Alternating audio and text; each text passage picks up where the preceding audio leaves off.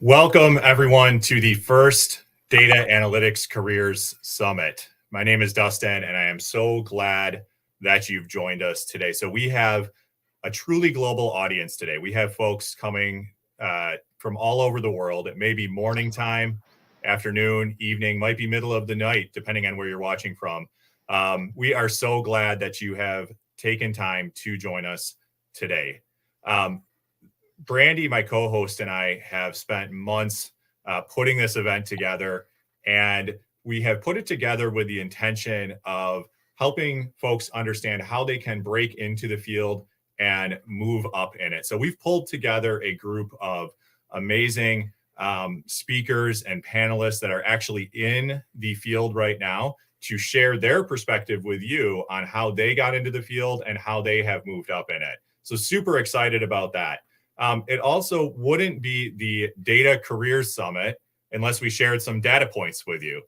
So near the end of the event today, Brandy and I are going to be sharing a variety of data points that we've pulled together on the data jobs market. Now, we're going to look at this through two different lenses. The first is the data jobs report. And the data jobs report is going to be looking at what is out there in current position postings. So current data analytics position postings.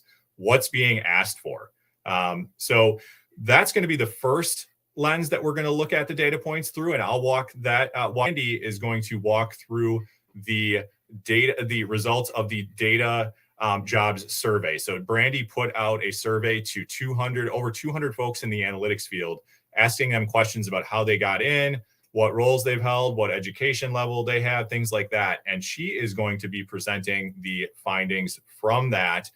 So super excited to be sharing a data-driven perspective to close out the event on how folks are entering the field, what's being asked for in the field, and things like this. So you'll want to stick around until that last session for that. A little bit about myself. Again, I mentioned my name is Dustin. I've held a variety of roles in the analytics field. I started out in the field as an entry-level analyst a little over 10 years ago. I ended up rising to a director of analytics role in the corporate world. And, over the course of that time, I received an awful lot of questions from folks like, hey, how can I get into this new and exciting field? Like, my son or daughter is entering this field. What things should they be looking at doing? And, I really got passionate about being able to answer those questions as best as I could. And so part of the motivation for this event for me, and I think for Brandy too, was because we've been asked so many of those questions, we wanted to start to put together an event where we could bring in a variety of folks that are in the field to help answer those questions, and then also pull together data points.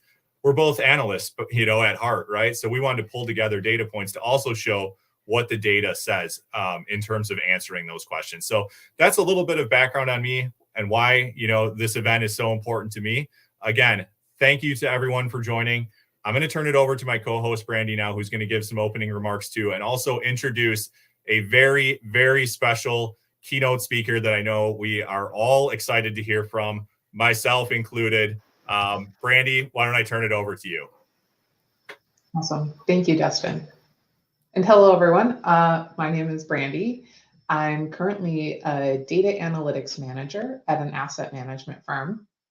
I came to the field of analytics because it actually brought together my two majors, economics and art. Similar to Dustin, I held various positions before becoming a manager. At one point, I was a research associate and an application specialist, really intuitive terms. But after about 12 years, I now lead an analytics practice. Additionally, I'm really involved in the data community. I find an incredible amount of joy in sharing just what I've learned, but also helping to mentor and coach and answer questions about how to break into the field. I mean, it is a growing field. There's lots of open jobs, and I think we're all better when we kind of collaborate and share our knowledge with one another. So I really enjoy doing that. I help to lead the Milwaukee and Wisconsin Tableau user groups. And I also run something called the Data Book Club. We read 4 books a year. related to data, and then just get together and nerd out about them and talk. So everyone is invited to join any and all of those events. It's a little bit of a shameless plug, but at the beginning of the year, I was on a data analytics career panel at my alma mater. And similar to Dustin, got lots of questions about what it took to get a job in the space, what skills were needed, answering questions about whether somebody should get a master's degree or not. And it just felt like, everybody was asking the same question. So I was kind of like, this feels like there's a gap, maybe, questions that people have that aren't being answered. I thought, well, maybe we can put together a survey and ask, like, again, Dustin and I are both really involved in the data community. Maybe we can just ask the people we know, like, what skills are really required. Like, you hear buzzwords, and there's nothing wrong with buzzwords. Those skills are absolutely important, but really what's fundamental and foundational to getting a job in the data analytics space? We really wanted to tease out what was actually really required and necessary. So we decided, I reached out to Dustin because of his work on the data jobs report, knowing that there'd be probably a lot of overlap. And we put together this survey. We asked, 200 of our closest friends to take it. And I think that just kind of that idea snowballed into this event. And so then we thought, well, let's put together a panel on education and training, right? Let's get some people who are involved in that to speak to their experience and what they know. Let's get together, some people that we know do a really good job kind of getting started in that new role. And so we have a panel later today on that, and then just highlighting other people who have taken very different paths in the data analytics space, because at least in my experience, it is not a tried and true, very linear path to data and analytics. People with all sorts of different backgrounds come to this field. So we just wanted to highlight that today. I think one of the areas I think that maybe there's a bit of a gap in the data analytics space is really the ability to communicate with data. I think a lot of times, at least in my experience, people tend to focus on the technical skills. Those are like maybe easy to measure whether you have them or not. It's easy to go out and do a certification or take a class, and all of that is valuable.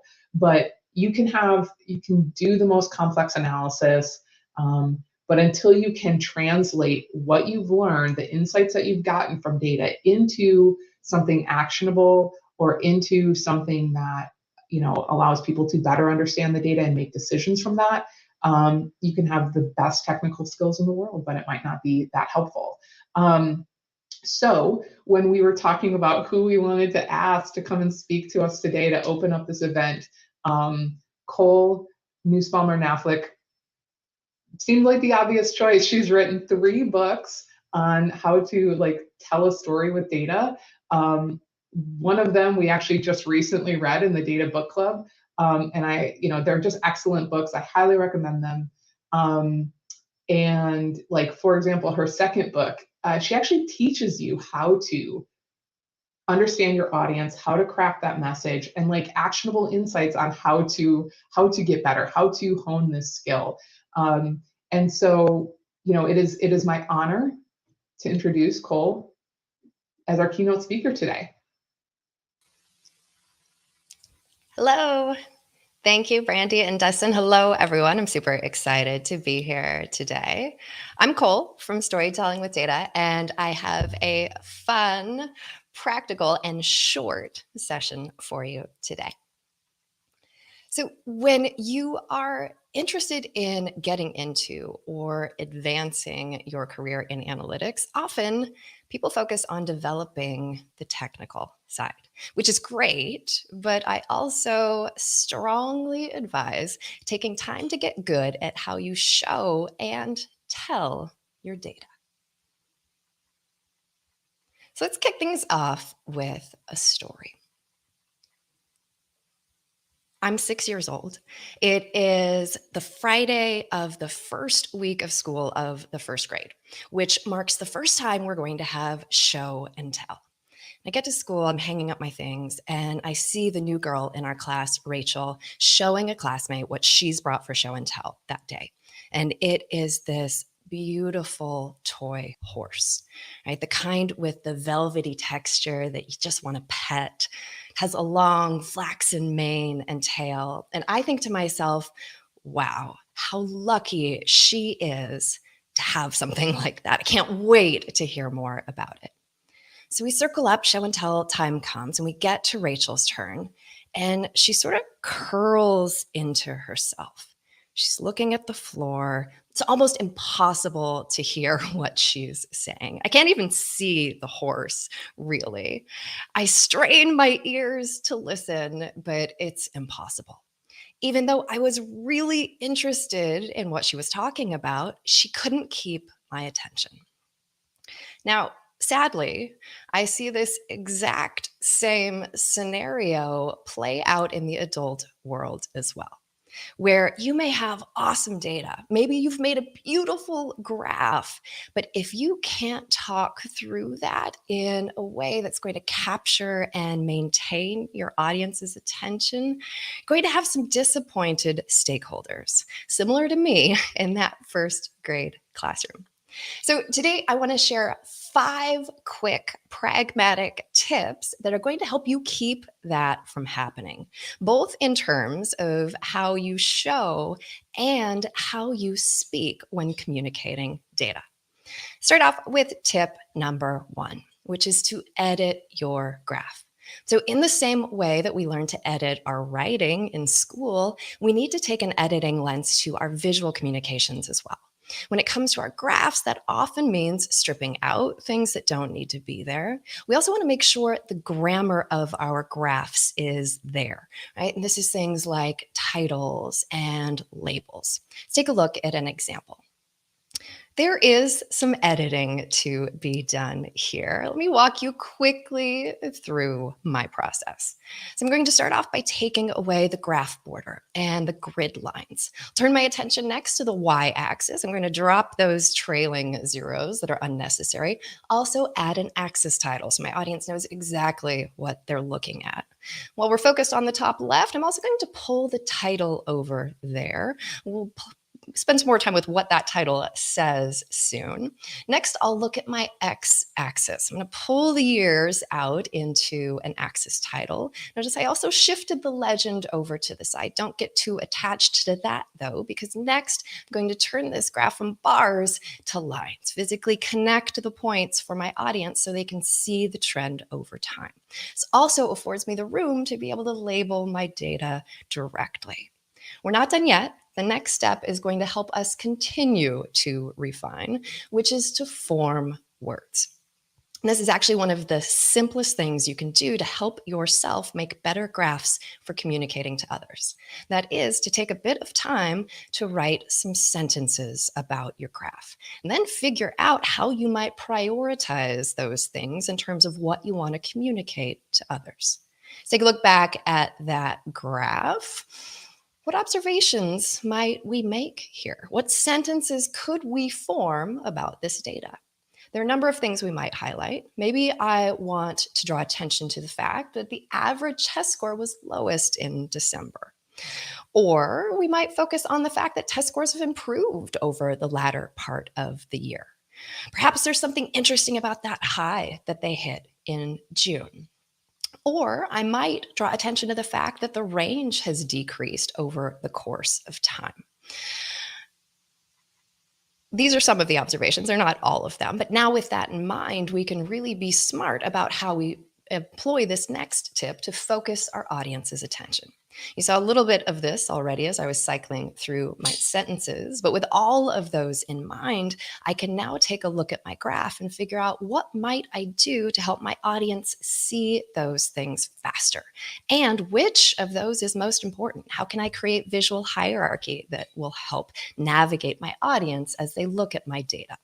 So I'm going to do a number of things. I retitled my graph to make it clear what I want my audience to pay attention to. I pulled the average visually forward, making that the clear focal point, added a label and a number to the end of it to really draw attention to what's happening in June. And the range is still there, but I pushed it to the background so it's not competing for attention. So we've got a nice looking graph, but we can still do more. So next, we're going to say it out loud. And this just means once you've made your graph, plan how you're going to talk through it. And there's actually value in doing that audibly, both to practice the words you're going to use, to form transitions between things, but then also to understand how you might further refine your visuals in order to make them better support you. So what you don't want to do is be competing for attention with your graph or your slide. You want to work in concert together. So in this case, as I talk through what I might do here, let's imagine that I am the teacher of this class, and I'm going to be presenting this disaster turned success story to my administration. I might start by setting up the graph, right? Talking about what the different axes mean, how we should interpret them. Then I want to focus on the average, but I don't necessarily want to focus on all of it at once. I can start off at the beginning of the year, which will allow me to lend some context to what has happened over the course of time. And maybe after I get through that piece of my story, I might layer on the range so that I can provide some commentary and context there as well. So I could do all of that with this graph, but I can also make some minor changes to it that will help make it better support me through that process. We'll see what that looks like momentarily after quick tip number 5, stand up. This is something that is obvious to do in a formal presentation from stage, but there are actually big benefits to standing up in a normal day-to-day business meeting setting as well. Right? Voice follows body. So if we think back to Rachel in that first grade classroom, when she was rolled into herself, right? If I do that and I say, I have a disaster turned success story to share with you, it sounds very different than if I physically stand. Gives me more space to use my body, right? Because now if I say, I have a disaster turned success story to share with you today, sounds a little more like something you might want to engage with, right? Let's take a look, pulling everything together, at just what that might look and sound like.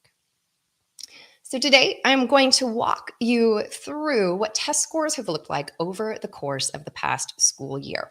We'll start by plotting out the average test score on the y-axis, and we'll be starting back in September at the left-hand side, moving through to the end of the school year in June. Back in September, test scores started out fairly mediocre, right? That dot is at 60%. Not surprising coming out of COVID, but I knew there was room for improvement. Sadly, however, as we got a little more complicated with things over the course of the first part of the year, we did not see that improvement. Rather, test scores took a pretty significant nosedive in those first few months. And I just remember going into winter break thinking, what am I doing? How can I help my students? So I turned that frustration into motivation and did some research to really understand different strategies that I could try to get these concepts understood so my students could know them and apply them. I knew it was going to be a slow process. I saw a little bit of increase in January, which was motivating, but then things stagnated. This is as I'm still trying out different strategies. Then, though, in March, I hit sort of a magical thing.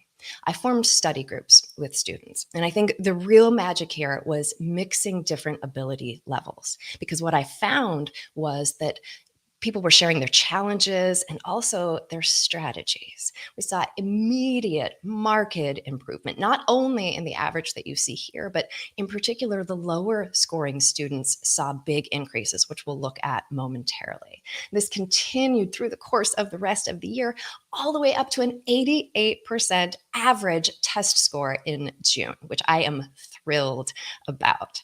Next, if we layer on that range, we can see overall it narrows over time. So there's less variability in how students are performing. And notice it's going upwards over the course of the year. Here's that specific increase we saw in lower scores with the introduction of study groups.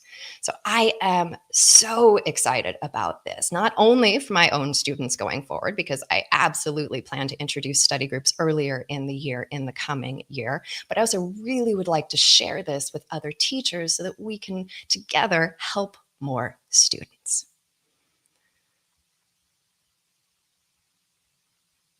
That is a quick illustration of the importance of both the show and tell for better data communications. So in a short 10 minutes, I've shared 5 practical tips that can improve your data communications, right? After you have formed your graph and taken some time with it, it's time to edit when you're getting ready to communicate that to someone else. Form words to help you understand what you can use your graph to say and how you might prioritize those things. Keep that in mind. Use it to drive how you focus attention. You can talk through your graph out loud, both to find the words that are going to help you do so, as well as to find further refinements to make for your graph so that it better supports you. And finally, stand up to deliver stellar presentations.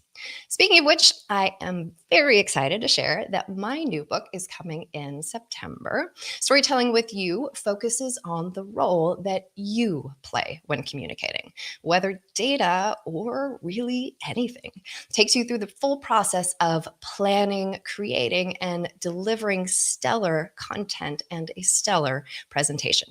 You can visit storytellingwithyou.com to get sample content and pre-order. And with that, I'm very happy to answer any questions you may have.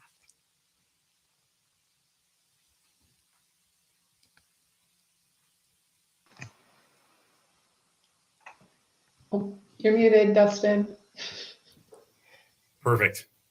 I'm happy you said that, Brandy. I was getting concerned that I was the only one who couldn't hear him, which was going to make the Q&A a little awkward. Let's be honest, this is bound to happen, right? Somebody's going to themselves. Yeah, good to have it happen off the bat. Awesome presentation. Thanks so much, Cole. Lots of positive comments in the chat. Folks loved everything that you shared. Some really good questions. So I like this question from Tammy. Tammy mentioned that, it can be kind of hard to fit in time to put together a story around what you're presenting. She's wondering, how much time do you like to build in to really put together a good story around your data? Yeah, it's a great question. And there's no specific answer to that, right? Or I guess one answer I would give that applies pretty universally is it always takes more time than you think it will or think it should. But the biggest lesson here is just to be devoting time to this piece. And the more you do it, the faster you'll get, right? So if you think about if you're wanting to take one of your regular reports and start to use that to tell a story, give yourself days, right, at least to do that, where you can take some time to look through the report. And this is really where you can add value for your clients, because this is where you can say, here's the report, right? You are welcome to go through it. I'll walk through it with you, but I've also already taken the time to do that. And now here, up front, maybe it's just a few graphs and more of a coordinated story like what we saw me just illustrate. Here are the things you need to pay attention to this time. And that's probably the biggest lesson there is don't try to tell a story with every bit of data you're showing, right? There's not going to be story there. Use story when there is something new or something unexpected, something you need people to understand, and especially something you need them to take action on. That's the right sort of scenario to then be going through to full bore story like we saw today. Awesome. Thank you, Cole, and thank you for the question, Tammy. We do have one other question from Max. He is wondering, what software do you like to use to create your charts? So I'll just reveal everything you saw today was done directly in PowerPoint, right? There's nothing fancy. And it doesn't mean there's not great reasons to learn more complicated tools. But we find at Storytelling with Data, almost all of our work happens in Excel and PowerPoint, mainly because these tools are pervasive, right? Anyone can pick them up and make a graph. So when it comes to deciding what tools you want to invest your time in, one lesson is it doesn't take fancy tools to communicate well, right? You want to make sure you are equipped with tools that are going to help you analyze your data to the extent that you need to, and you're not feeling limited by what you can do. But when it comes to the visualization, the communication piece, really the most important tool you need is up here, right? And time, as we talked about. Because if you can envision or sketch what you need things to look like, then you just want to get to know a tool as best you can so that it doesn't become limiting in bringing those ideas to life. And really any tool that will allow you to graph data will let you do that once you learn it well enough to do so. Awesome. I will mention also, actually, I should probably plug, we have a YouTube channel. You can go to storytellingwithdata.com/YouTube, and we do have some tool tutorials. And a lot of our blog posts, when we're posting makeovers in Excel, allow you to download the Excel so that you can poke around and see how that was done. The books on our site also have all of the graphs and data that you can download as well. Awesome. Yeah, so definitely recommend everyone to check out those resources. These resources have been totally transformative for my career. I know Brandy's as well. I always keep a stash of Cole's books, try to get the light better. I love it. I give these out to colleagues, to folks that have worked for me.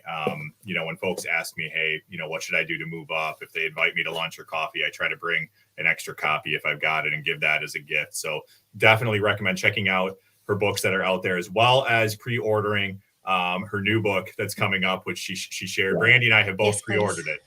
Yay, hooray. Yeah. I also just want to mention, Cole, yes, you have a podcast, you have a website, but you also do public workshops, right? So if people are looking to practice and get their hands on and do that, storytellingwithdata.com has public workshops as well. You can even do custom workshops if you want to bring Cole into your organization and teach a bunch of people, which I absolutely love. And then you even have a community where you do weekly or monthly challenges too. So always a really great opportunity to practice, right? I think practice is really important because it's one of those skills you gotta practice. You've got to do to get better. Yeah. And I appreciate the plug, Brandy. We actually have just opened registration for our fall workshops. We'll have really special events both here in Milwaukee and then also in London. And those are timed right around the time that the new book comes out. So there'll be some fun celebratory events in addition to our classic one-day Storytelling with Data workshop. So definitely recommend checking those out. Awesome. Very cool. Well, thank you so much, Cole, for spending time with us. That was awesome. Absolutely. Yeah. Great. Enjoy the rest of your sessions. Thank you. Thank you so much. Yep. All right. Okay. So thanks again to Cole for joining us. I know that was a super special opportunity for us, as well as everyone that's watching the event live and will be watching the recording. So thanks so much. We are going to next, in the next couple of minutes, be moving to the first panel discussion that we have in the event. And this panel discussion is going to be around education and training. So we know that there's lots and lots of options that are out there for education and training. There are formal degree programs. There are certifications. There are online training platforms. And what Brandy and I really wanted to do was bring together a panel of folks to provide some perspective on, how should individuals that are out there be kind of navigating through this kind of vast land of options that are out there for education and training. So we have three amazing panelists here to help us with this. And we are going to bring them up right now. I think I see everyone in the background. So let me start adding our panelists to the screen. And then Brandy is going to actually open up the panel discussion itself.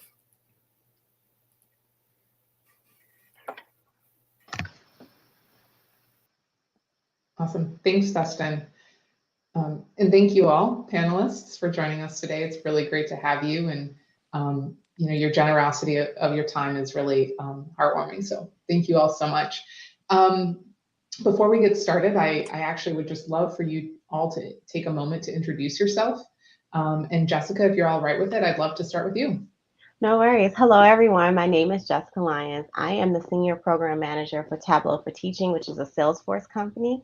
But my bio is in the link if you want to look at all of that. Let me just tell you really quick my passion. My passion really is, and that's the reason why I even joined forces with Tableau, is that it is to help bring data skills to everyone and kind of lower that gap in disproportionate communities and things of that nature. I love data, and I just want to make sure that everyone is empowered to use it.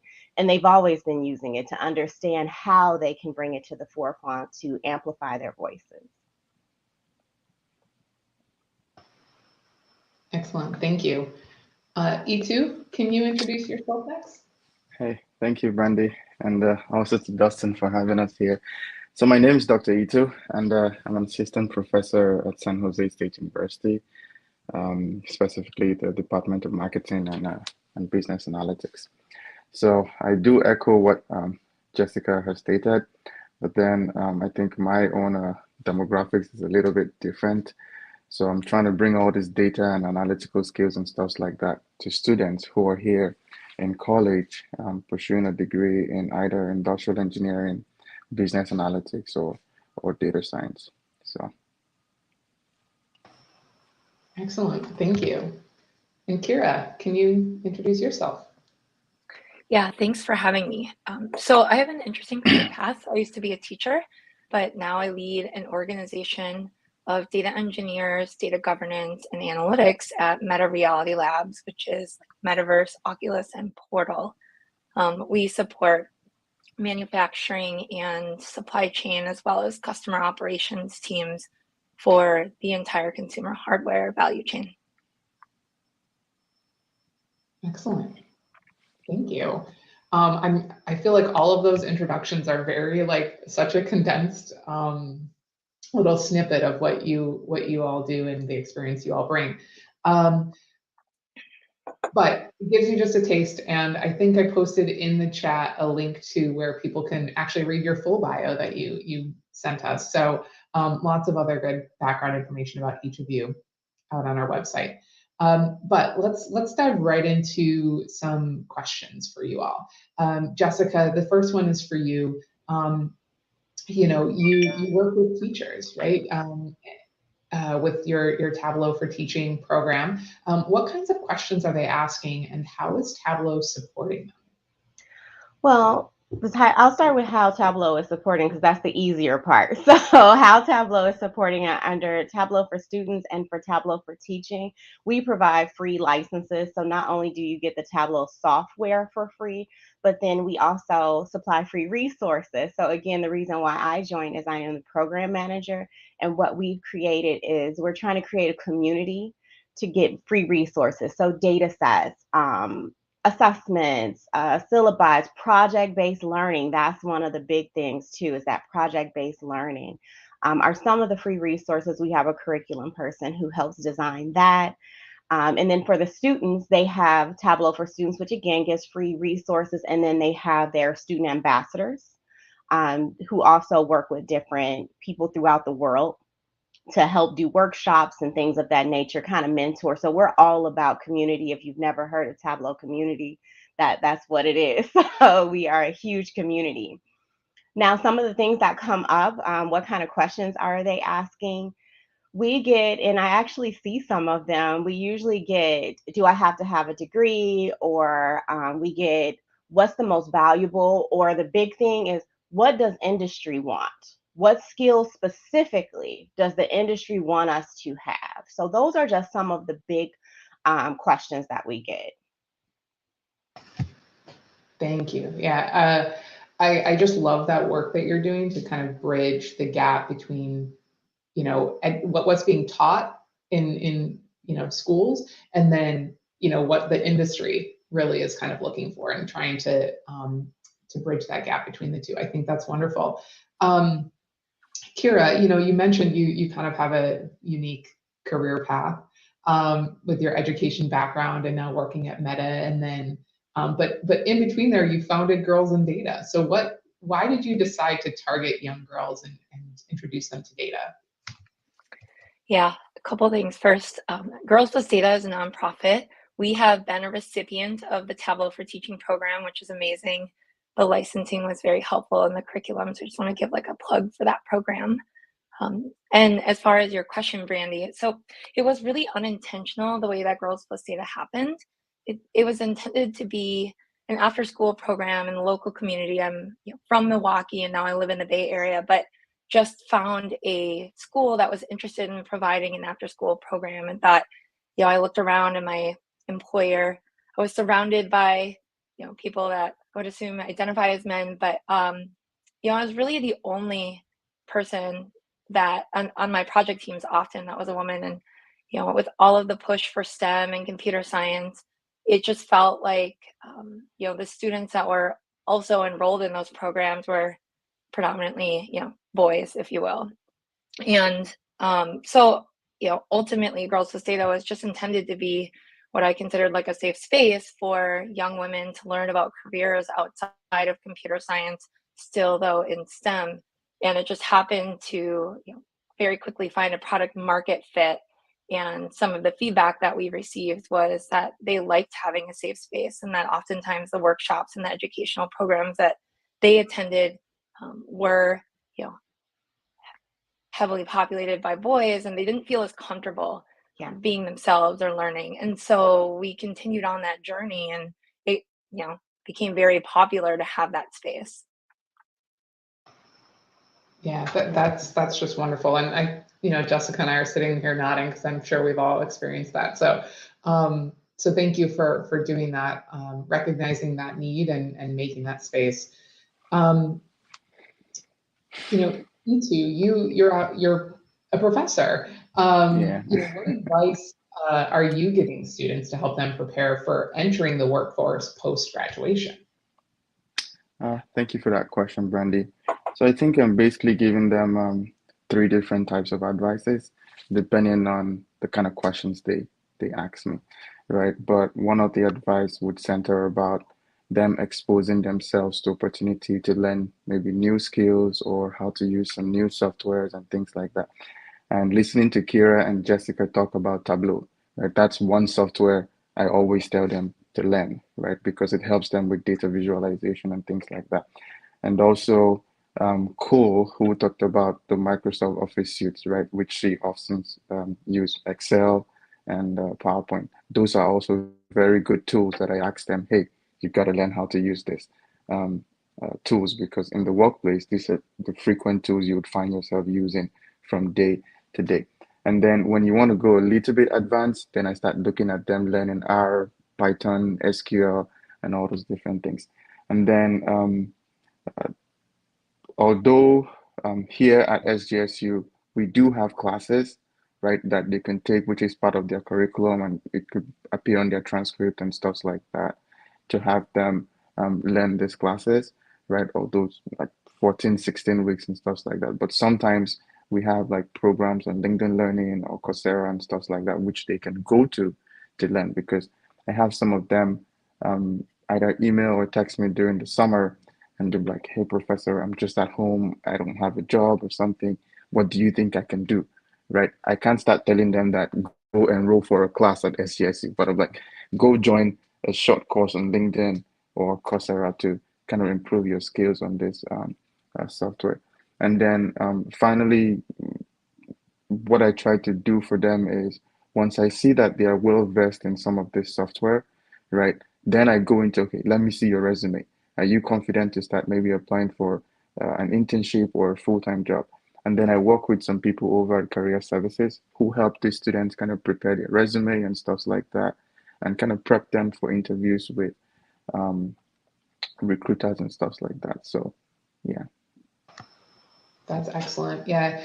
It sounds like it's kind of a multi-pronged approach, right? It's not just Yeah. like education is necessarily going to get you there. It's going to be education, the tools and skills that you're using, to your point, internships or maybe projects, things like that, your resume. Yep. So really a well-rounded approach. That's really excellent. Jessica, I'm curious, given your kind of, I feel like you maybe have a foot in both worlds, right? You work at Tableau,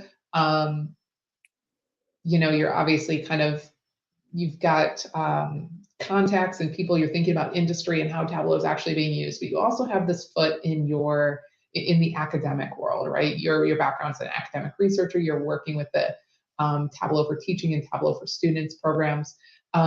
What do you see, or what do you wish was different in today's education training landscape, and maybe how can that be improved? Like, what's your take on Okay, so remember, it's my take, and I'll try to be short with it because I get really passionate about that. Similar to Dr. E2, as well as Kira, my background a little bit is more in the academic. It was I'm a professor. I do course design for research and statistics, psychology, things of that nature. And a lot of people ask, like, how did you join industry? It is because I am curious and I want to learn both worlds. But if I could change anything, it is the fact that when we go into a university or a degree, or even in the higher ed, like the K-12 space, we ask people all the time, what do you want to major in? We won't even go down that rabbit hole of how do they really know if they've only had so much experience and exposure to certain things. But the other piece is that we look at data as, okay, it is this fine pathway, like these are the specific skills. But people will tell you all the time, no matter how much formal education you have, that doesn't get you the job. It is these critical thinking. How do you elevate it? How do you apply it? Do you really understand your data? Are you in the community of that data? Are you really, what is the value add for that? And that's not something always that we can necessarily teach in a class. So I think that one of the things, if I could change anything in the platform, it would be to kind of, one, make sure people understand you're using data every day. No one is much smarter than you or things of that nature, because I think we see all the degrees, or we see, and I love what Cole said when someone asked about like what software. For me, it's the same thing. And I actually appreciate Cole saying that, because I always feel old, because yes, I live a lot in Excel, like, and I still build Microsoft databases. But with that, and I use PowerPoint a lot, and people are like, what? And I see all these fancy new tools, and I'm learning all of them. I learned many of them. But with that being said, that you have to know your audience. You don't want your tool to outweigh your audience. And so with that being said, I love if I could change anything in the formal education space, is to bring in that we're using data all the time. We make data decisions every single day, even the pace that we walk, the speed that we drive. Kids are using data every single day. And so I think if we can start bringing that in even earlier, that would change that. And then the other piece is, I think we do have a responsibility to break down some of these systemic and institutional issues.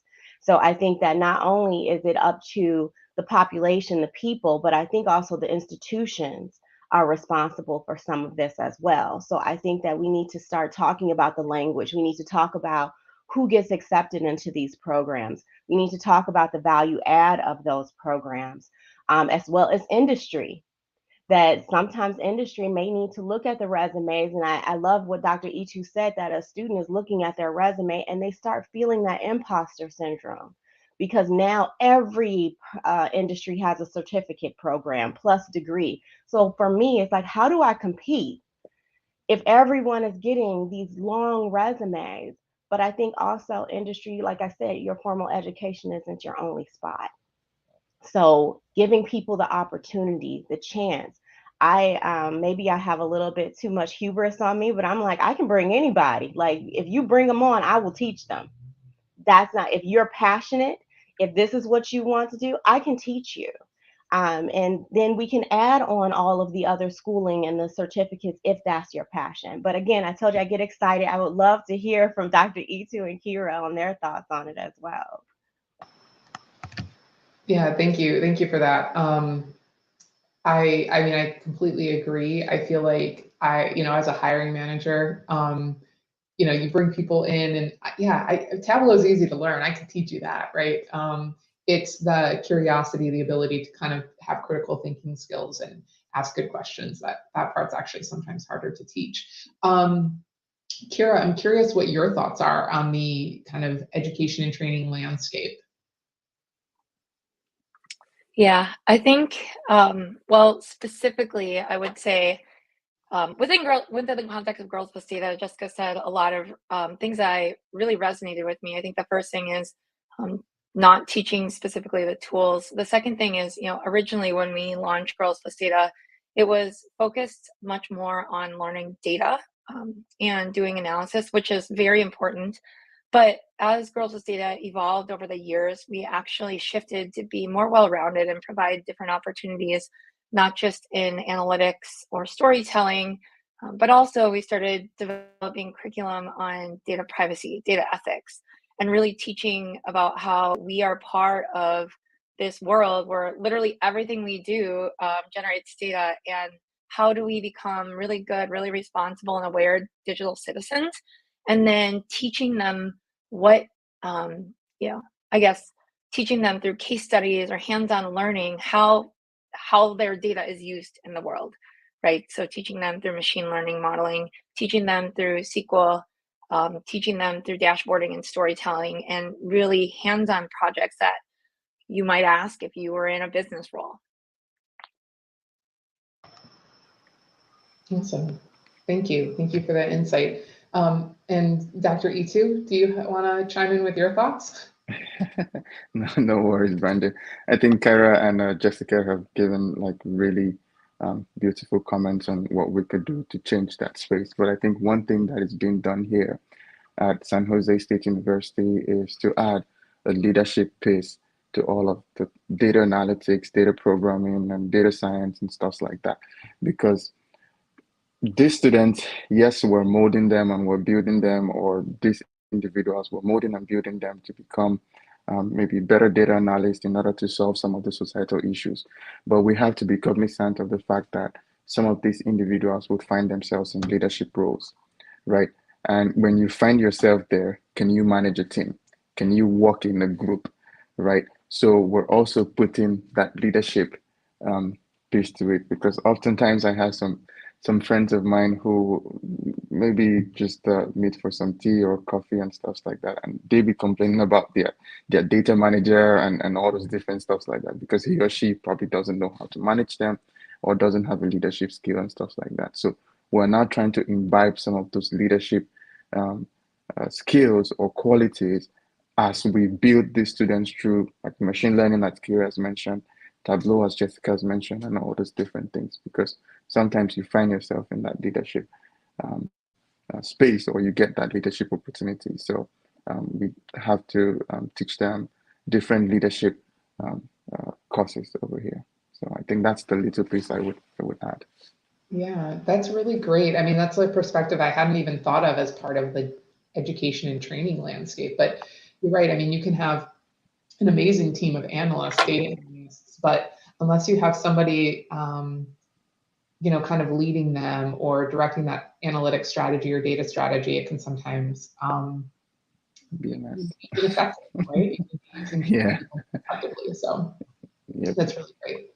Kira, you lead a team. What are your thoughts on I guess I don't even know the question that I'm asking, but what are your thoughts on coaching or creating new leaders in the data analytics space? Yeah, actually, I really liked what Dr. Itu said about creating leaders. Nothing teaches survival in a cross-functional environment like group projects. So we've all been through them in college. We hated them. We were miserable. In hindsight, that's exactly what we work in every day. And so really embracing those challenges and figuring out ways to come to the middle and try to influence people in those group projects is really going to prepare you The reality is, in any environment, whether it's in a business, non-technical, analytics, technical, it's going to require influencing outside of, the query that you write and how optimized it is and how much resource allocation you have from a technical perspective. You're going to have to influence somebody to get there. And so really creating those leaders is important. Being able to communicate the business impact. I think one of the things that I'm seeing in some programs as a hiring manager is a lot of people are really wanting to get into data and analytics, which I think is great because there's a shortage of talent.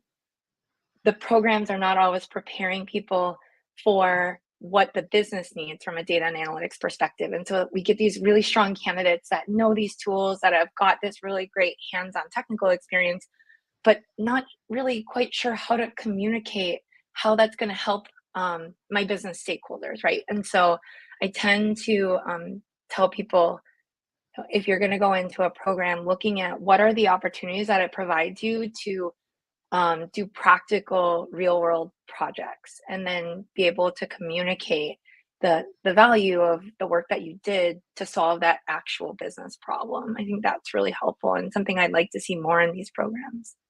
Yeah, that's absolutely brilliant. Thank you for those insights. I have one other question that I want to ask all of you, and then hopefully we have a little bit of time to take a question or two from the audience. So for those tuning in, post a question in the chat. But the last question that I have for each of you is, what's one piece of advice that you would give someone entering or transitioning into the field of analytics? Specifically someone who's maybe evaluating the different education options available to them. What maybe should they focus on? And Kira, I know you just kind of mentioned that, but if you, I don't know if you want to add to that, or if maybe you have a different tip that you want to provide people. I think, just to add on to that is, so I went to University of Wisconsin-Milwaukee for my master's program, and one of the courses I had that was the most meaningful for me was we got data from a local business, and the professor that we worked with that business to get this data set, to cleanse the data set, and then to essentially create a case study. And then the CEO of that business came and we presented to them and they gave us feedback. And that really resonated with me because I was able to connect that to a problem that a business was having. As somebody who got started in data analytics a little bit late, when I looked at, the different options for learning SQL, for example, you might go to AdventureWorks. But if you've never worked in data analytics, you may not even know where to start with the questions. They just say, start asking the data questions. So I think being able to, interview that program as well and say, what opportunities do you have for me? Do you have connections with businesses that will allow me to work with them in like a really practical way? I think that would be really helpful. Yeah, absolutely. I mean, I think we've all done those projects where it's like the project has been set up for you and it's kind of like this toy example, I mean, it may be real data, but it's kind of cleaned and all of that.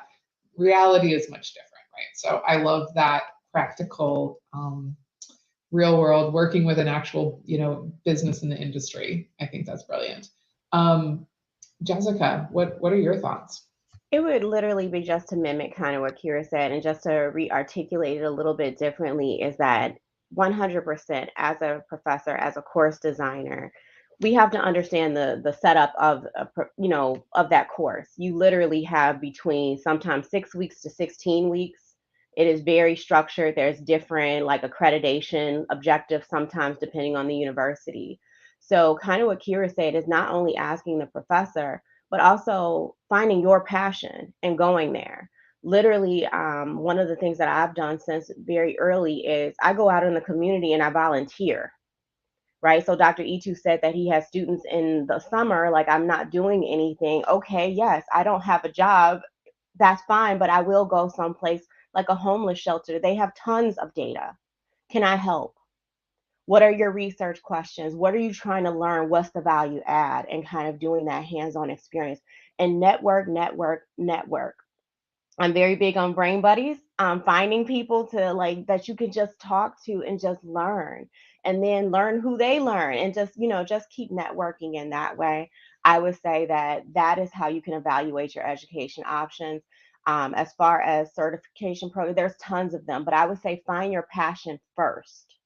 Go in, learn, play with it, and then your pathway, you lead your pathway on what those options will be, because they're so plentiful and they're bountiful.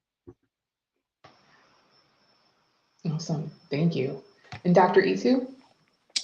I think I'd say it's whoever is having those thoughts or ideas, it's definitely a really brave one, because just looking at the diversity in this panel and the fact that everyone started in a different place and ended up now all talking about data and stuff like that, you could see here that we have, in one way or the other, taken that very brave and bold step to get into the data analytics field. So whether you're looking at maybe pursuing a degree or taking some short courses on maybe LinkedIn and Coursera, hey, my thing is go for it, right?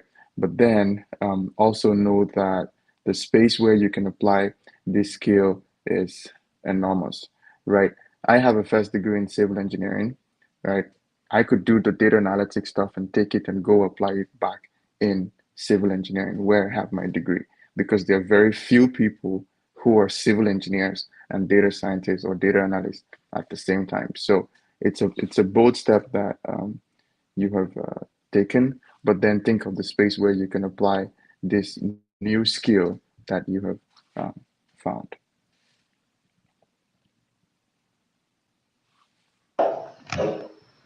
Well, thank you guys all so much for answering that final question. I think we have time to take one question from the audience. Dustin, do we have a question? Yeah, actually, I think we've got a couple that we can take pretty quickly here. I know we've got 4 minutes left on the panel.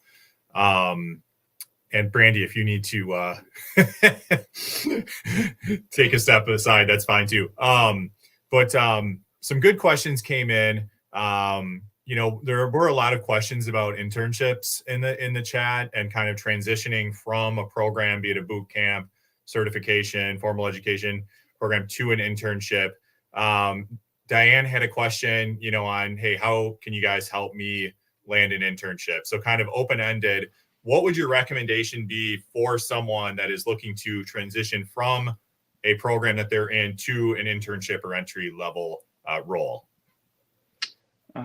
Good question from Diane. And I think I would echo one of Jessica's previous comments, right? In terms of once you've prepared yourself and you feel that you're comfortable in terms of your data analytics skills and stuff like that, you got to connect and network with people, right? There's LinkedIn that would help you and introduce you to a large data family. And then Dustin over here always posts weekly job opportunities, both internship and full-time opportunities. So you need to get a hold of this man. Follow him, connect with him, anything you need to do, right? So you can get that internship opportunity. I think that's my quick answer for that.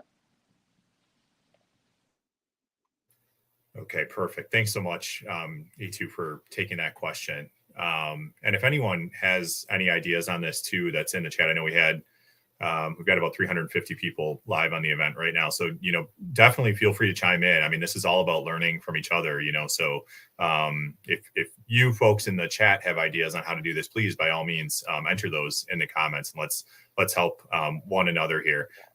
We do have 2 minutes left, so I'm going to take one more question. Actually, here's an easy one. Maybe we can fit two in. This question would be for you, Kira. Tammy has a question. She wants to get involved with volunteering for Girls Plus Data. She's in Phoenix, was from Milwaukee. How can she go about doing that? Great question. Thanks for asking. So Girls Plus Data is in a really interesting spot right now. We're kind of deciding what our next step should be from an organizational perspective. So visiting girlsplusdata.org will give you the most recent updates, and you can find my email there. You can find some of the other organizational leadership's emails there. You can fill out the form. You can also find me on LinkedIn, send me a message and let me know. But definitely an opportunity to be bringing people together with different skill sets from across the US, across the world even. Awesome. Okay, perfect. Thank you for the question, and thank you, Kira. And then last question we'll take, because I think this is probably a pretty easy one. Jessica, do you want to give a recommendation on how folks can get Tableau for free, or at least some version of it for free? Yes, so if you are a student or an educator, you can receive Tableau software for free. If you go to tableau.com/teaching, you can receive that software. So even if you just go to tableau.com under Tableau Community, you will find academic programs, and then you will see Tableau for students, Tableau for teaching, and even for our K-12 space, we have Data Kids as well. So those options are completely free for you. Awesome. Thank you so much. Thanks to everyone for participating in the panel. It was a really insightful session. So great job to everyone. Thank you very much. Thank you all. We really appreciate all your guidance. I'm sure that a half an hour certainly probably wasn't enough, but the insights you provided was wonderful. Thank you. You're welcome. So now we're turning to our second panel of the day, and that is the best practices for getting started in a new role. We have a great set of panelists here today.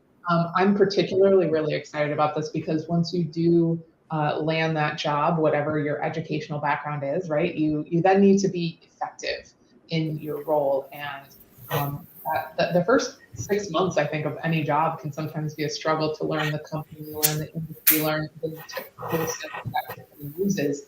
And so we thought we'd bring together an amazing group of people to share their insights with us. So Dustin will be moderating this panel. Take it away, Dustin. Perfect. Yes, Brandy, I will.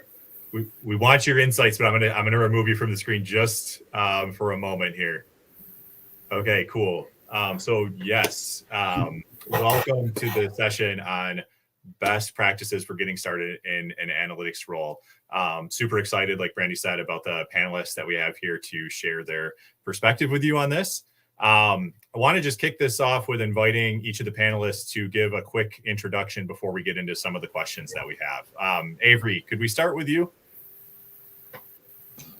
Yeah, sure thing. Thank you, Dustin. Excited to be here and excited for all of you guys who are watching to be learning. This is a super cool event that Dustin and Brandy have put on.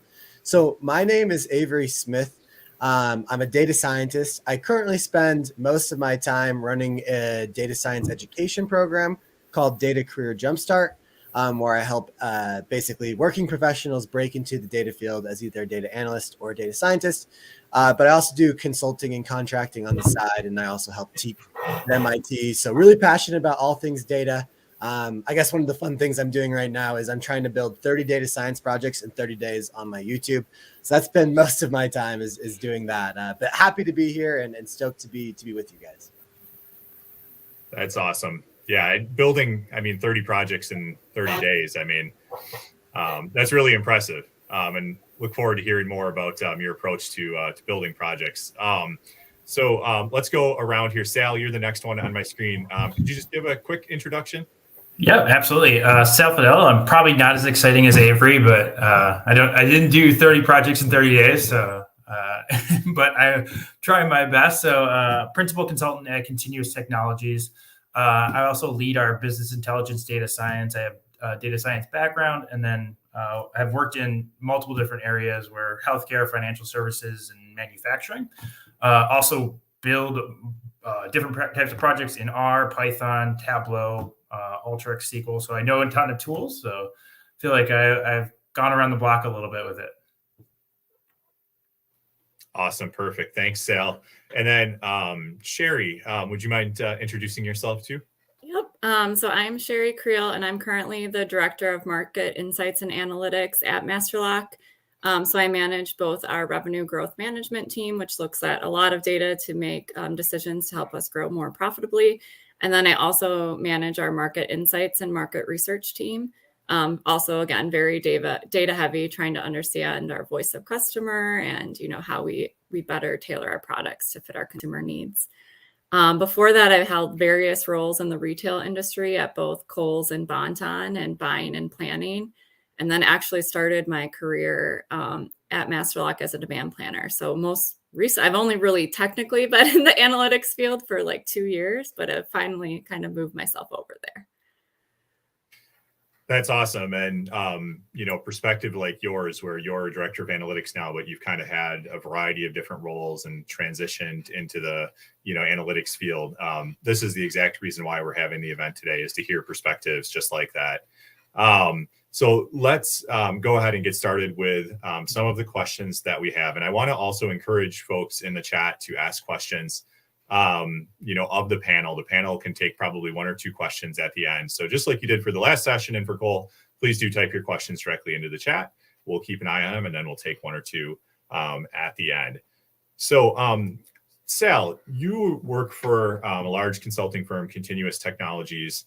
They have, I know, an approach to hiring analysts. They hire tons of analysts. Kind of what does it look like for an analyst coming on board at Continuous in the first 30, 60, 90 days? Could you walk us through kind of what that process looks like?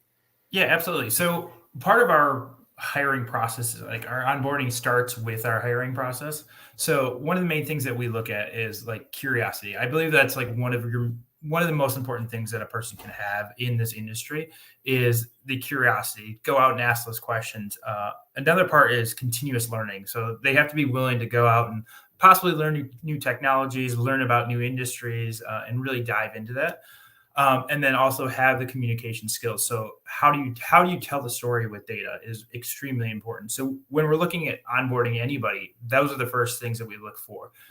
Then as we go into the 1 month or in that first month, we have biweekly check-ins where we have trainings with partners. So we partner with Snowflake, Tableau, Alteryx, multiple different platforms that we work with, and we actually do custom training for them. We also do internal team training. So they'll hop on with one of our experts in a specific tool or industry and go through questions and try to learn from those. And then we also do a professional development plan at that point and kind of say, hey, where do you want to be with your career? And how do you develop this? And with experts on our team, we kind of walk you through the steps to kind of get there. From a 3-month aspect, we end up moving our weekly check-ins to our biweekly check-ins to monthly check-ins, and then we actually start to go through the cert planning. So, what do you want to get a Snowflake, Snow Pro certification? Do you want to get a Tableau certification? This is the track to get there. And then after that, we kind of let you kind of go on your own a little bit and do boot camps, online courses like Coursera, and then also working with the partnerships for any additional training. Awesome. That's really cool. And what's been your experience with like when folks are going through this and come out of it? Like, how do they feel about this maybe compared to when they compare it against an onboarding experience that they had somewhere else that maybe wasn't as regimented? Yeah, a lot of times it's one thing that we want to do is focus around you and where your career wants to go, right? You can be a data architect, and if you're coming in and you only know Tableau, but that's that you want to become a data architect, we'll help you kind of develop that career. It might be a longer career growth. It might be longer to get to that point, but we'll help you kind of manipulate that, where other companies are like, nope, this is where you're stuck. You have to be this analyst forever and move up that way. And we're a little bit more flexible in how we work with individuals. Awesome. Very cool. Yeah. Thanks for sharing that. Yeah.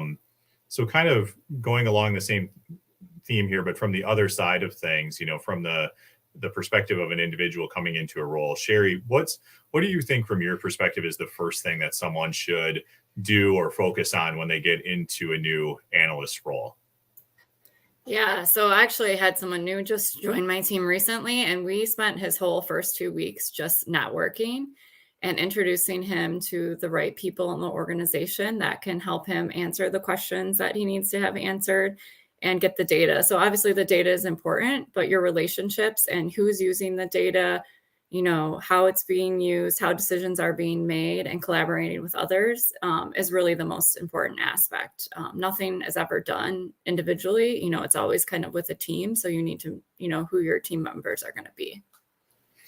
Yeah, I love that answer. And I think we'll come back to something you touched on there in a subsequent question, but kind of from everyone's perspective, we won't do this question now, but, kind of who should folks be thinking about talking to and networking with within their organization or even outside of it as they're growing in their career. So thanks, Sherry. We'll go back to the networking thing. Avery, you're doing 30 projects in 30 days. You're super passionate about projects. Anyone that I've seen some questions on projects in the chat, anyone that wants inspiration on doing projects in data science or analytics, follow Avery Smith on LinkedIn, follow his content. It's all over. You will be inspired. You will be inspired to do projects. How do you identify ways to find these projects or make an impact with them if you are a new analyst starting in a new role, be it at a consultancy or in an organization? What's your take on that, Avery? Yeah, I think projects are like a really great way of making an impact, and when you're starting off on the right foot. But when you get there, it's a great opportunity for projects and it's a terrible opportunity for projects. So I think it can be a great opportunity if you do what Sherry said, and that is like you need to go around and not work for like the first week. You need to just meet people, talk to people, understand what they're doing, understand what their roles are, understand where the status of all the different data sets and maybe models or visualizations that your team or organization are doing. Because when you get in there, you're not going to have a clue what's going on, and it's really important that you have that good context to know what's already being done, what's already been tried. That's another big one. I used to work for ExxonMobil, who's a huge international company. And for every idea, it seemed like I had, someone had already tried it. But it's important to know that they tried it and maybe learn from them about why it didn't succeed or what they did well and maybe build off of that. So I think it's a great time to spend, the first week getting to know people, talking to them, trying to understand what they've been doing. But then the cool part is you have such a fresh perspective. You're not necessarily chained to what has been done and the company's culture and the company's history. So you're fresh. So it's a great opportunity for innovation and new ideas. But you just need to make sure that you're, one, not doing something that's already been done, and two, that you have like build in and a repertoire with the people around you, because those are the people that are going to help your project be a success in the end. So I really like what Sherry said. You got to go out there and meet the people. Yeah, I totally agree. I love that answer, Avery. What Sherry or Sal, do you have any perspective on, so Sal, from a consultant's perspective, you kind of, do you typically have projects like coming to you, or do you end up like helping kind of ideate what some of the projects should be for some of the clients that you're working for? And if so, kind of walk me through what that looks like, I guess. Yeah, absolutely. So it kind of depends on where you are with that client. So initially, usually there's a project that is in mind, or the client has something in mind. And then as you start to evolve with that client, so I've been on a client for almost 4.5 years now. And it's definitely not where the beginning SOW or statement of work was. We've evolved from there. We onboarded Tableau, and that was really my only job. And now it's evolved so much with that client. So I think initially, yes, usually you have like a project in mind, but as you start to evolve, you have to go out and kind of think through and talk to people, talk to individuals, talk to different stakeholders at a company, talk to different leadership points, and see where the business goes and where they want to go with their analytics arm. And then as they start to develop that, the analytics or the analytical maturity within their company, and depending on where they are, the projects will start to come, and then they'll come to you as that knowledge partner and be like, hey, yeah, can you help me do this? Can you help me do this? And you actually start to end up building multiple different projects with them. But I will say that one thing is Avery was spot on with learn right away. Learn how the business goes, because one of the big things that any of our consultants come on, one of the hardest things for them to get right away is, why isn't data just coming? Why don't I have access to this? Why don't I do this? And you just don't. You have to learn how a business runs, and then put in a little bit of time, put in the become a thought partner with them, and then things will just come. Totally. Yeah. And I like what you both of you touched on, the fact that, there is this kind of virality to when you launch a project or put an idea out there, other people chime in naturally with kind of their take on it and, how you can improve it and things like that. And, but it does take that first step of, having that courage to create something yourself and then putting it out there. And then, it becomes a natural iteration if there's kind of something to that project where folks will help you make it better, more interested in what the capabilities are. And I think that just kind of makes this 1 + 1 = 3 effect. Avery, said, hey, you gotta, get with the stakeholders and build relationships there and get their feedback on what you've built. And when you do that, that through the iterative process that unfolds, I think the interest and the engagement with that work goes up and up. And it sounds like, Sal, you've kind of experienced the same thing. Sherry, curious if you have any perspective. I know, you and I have worked together in the past and worked on a lot of projects. What's your take on it from kind of being in? So we have Avery, who, has been in a corporate role, manages, his own company now. Sal, in the consulting world. From your perspective, being embedded in a large organization, what's your take on kind of the value of projects and where they fit in? Yeah, I mean, I think whenever you're starting a project, you want to understand what the business needs are. And like the first step I always do is just whiteboard with the primary users of the output that I'm going to be creating, and don't even have any data up yet. Just get a piece of paper out. What questions am I trying to answer? What do I do on a daily, weekly basis that is taking me massive amounts of time, that if I had that at my fingertips, it would give me more time to then, make the calls to negotiate with our customers.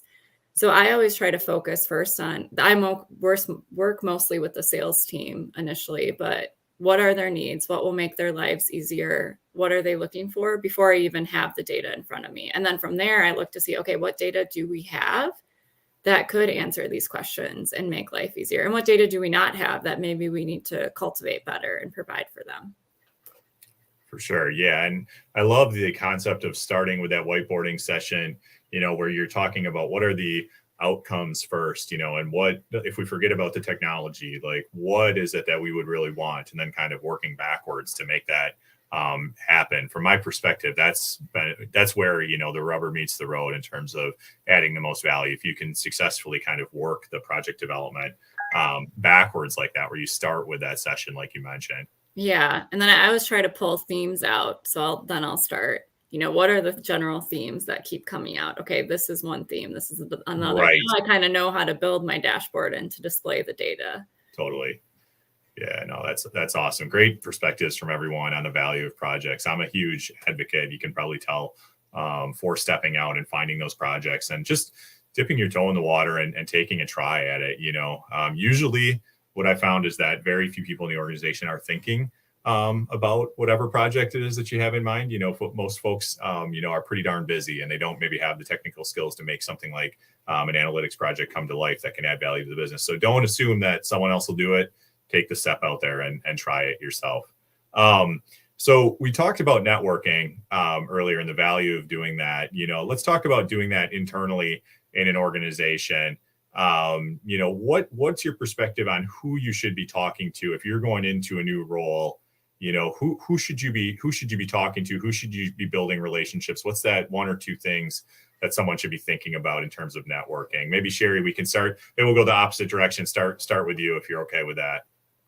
Yeah, I mean, I try to network with almost everyone, but I do like to think about who's ultimately going to be making the decisions and how do I help influence them and make their decisions better informed. So it kind of depends on the project, but if the final decision is going to be made with sales, I want to make sure I have a good network of the sales team, and not only just the senior managers in sales, but the people that are in the day-to-day, in the business doing the dirty work. How do I make their lives easier and get their buy-in so that the whole team is bought in when it's coming to their manager level? If I have a product data set I'm trying to answer, I might network more with the product team.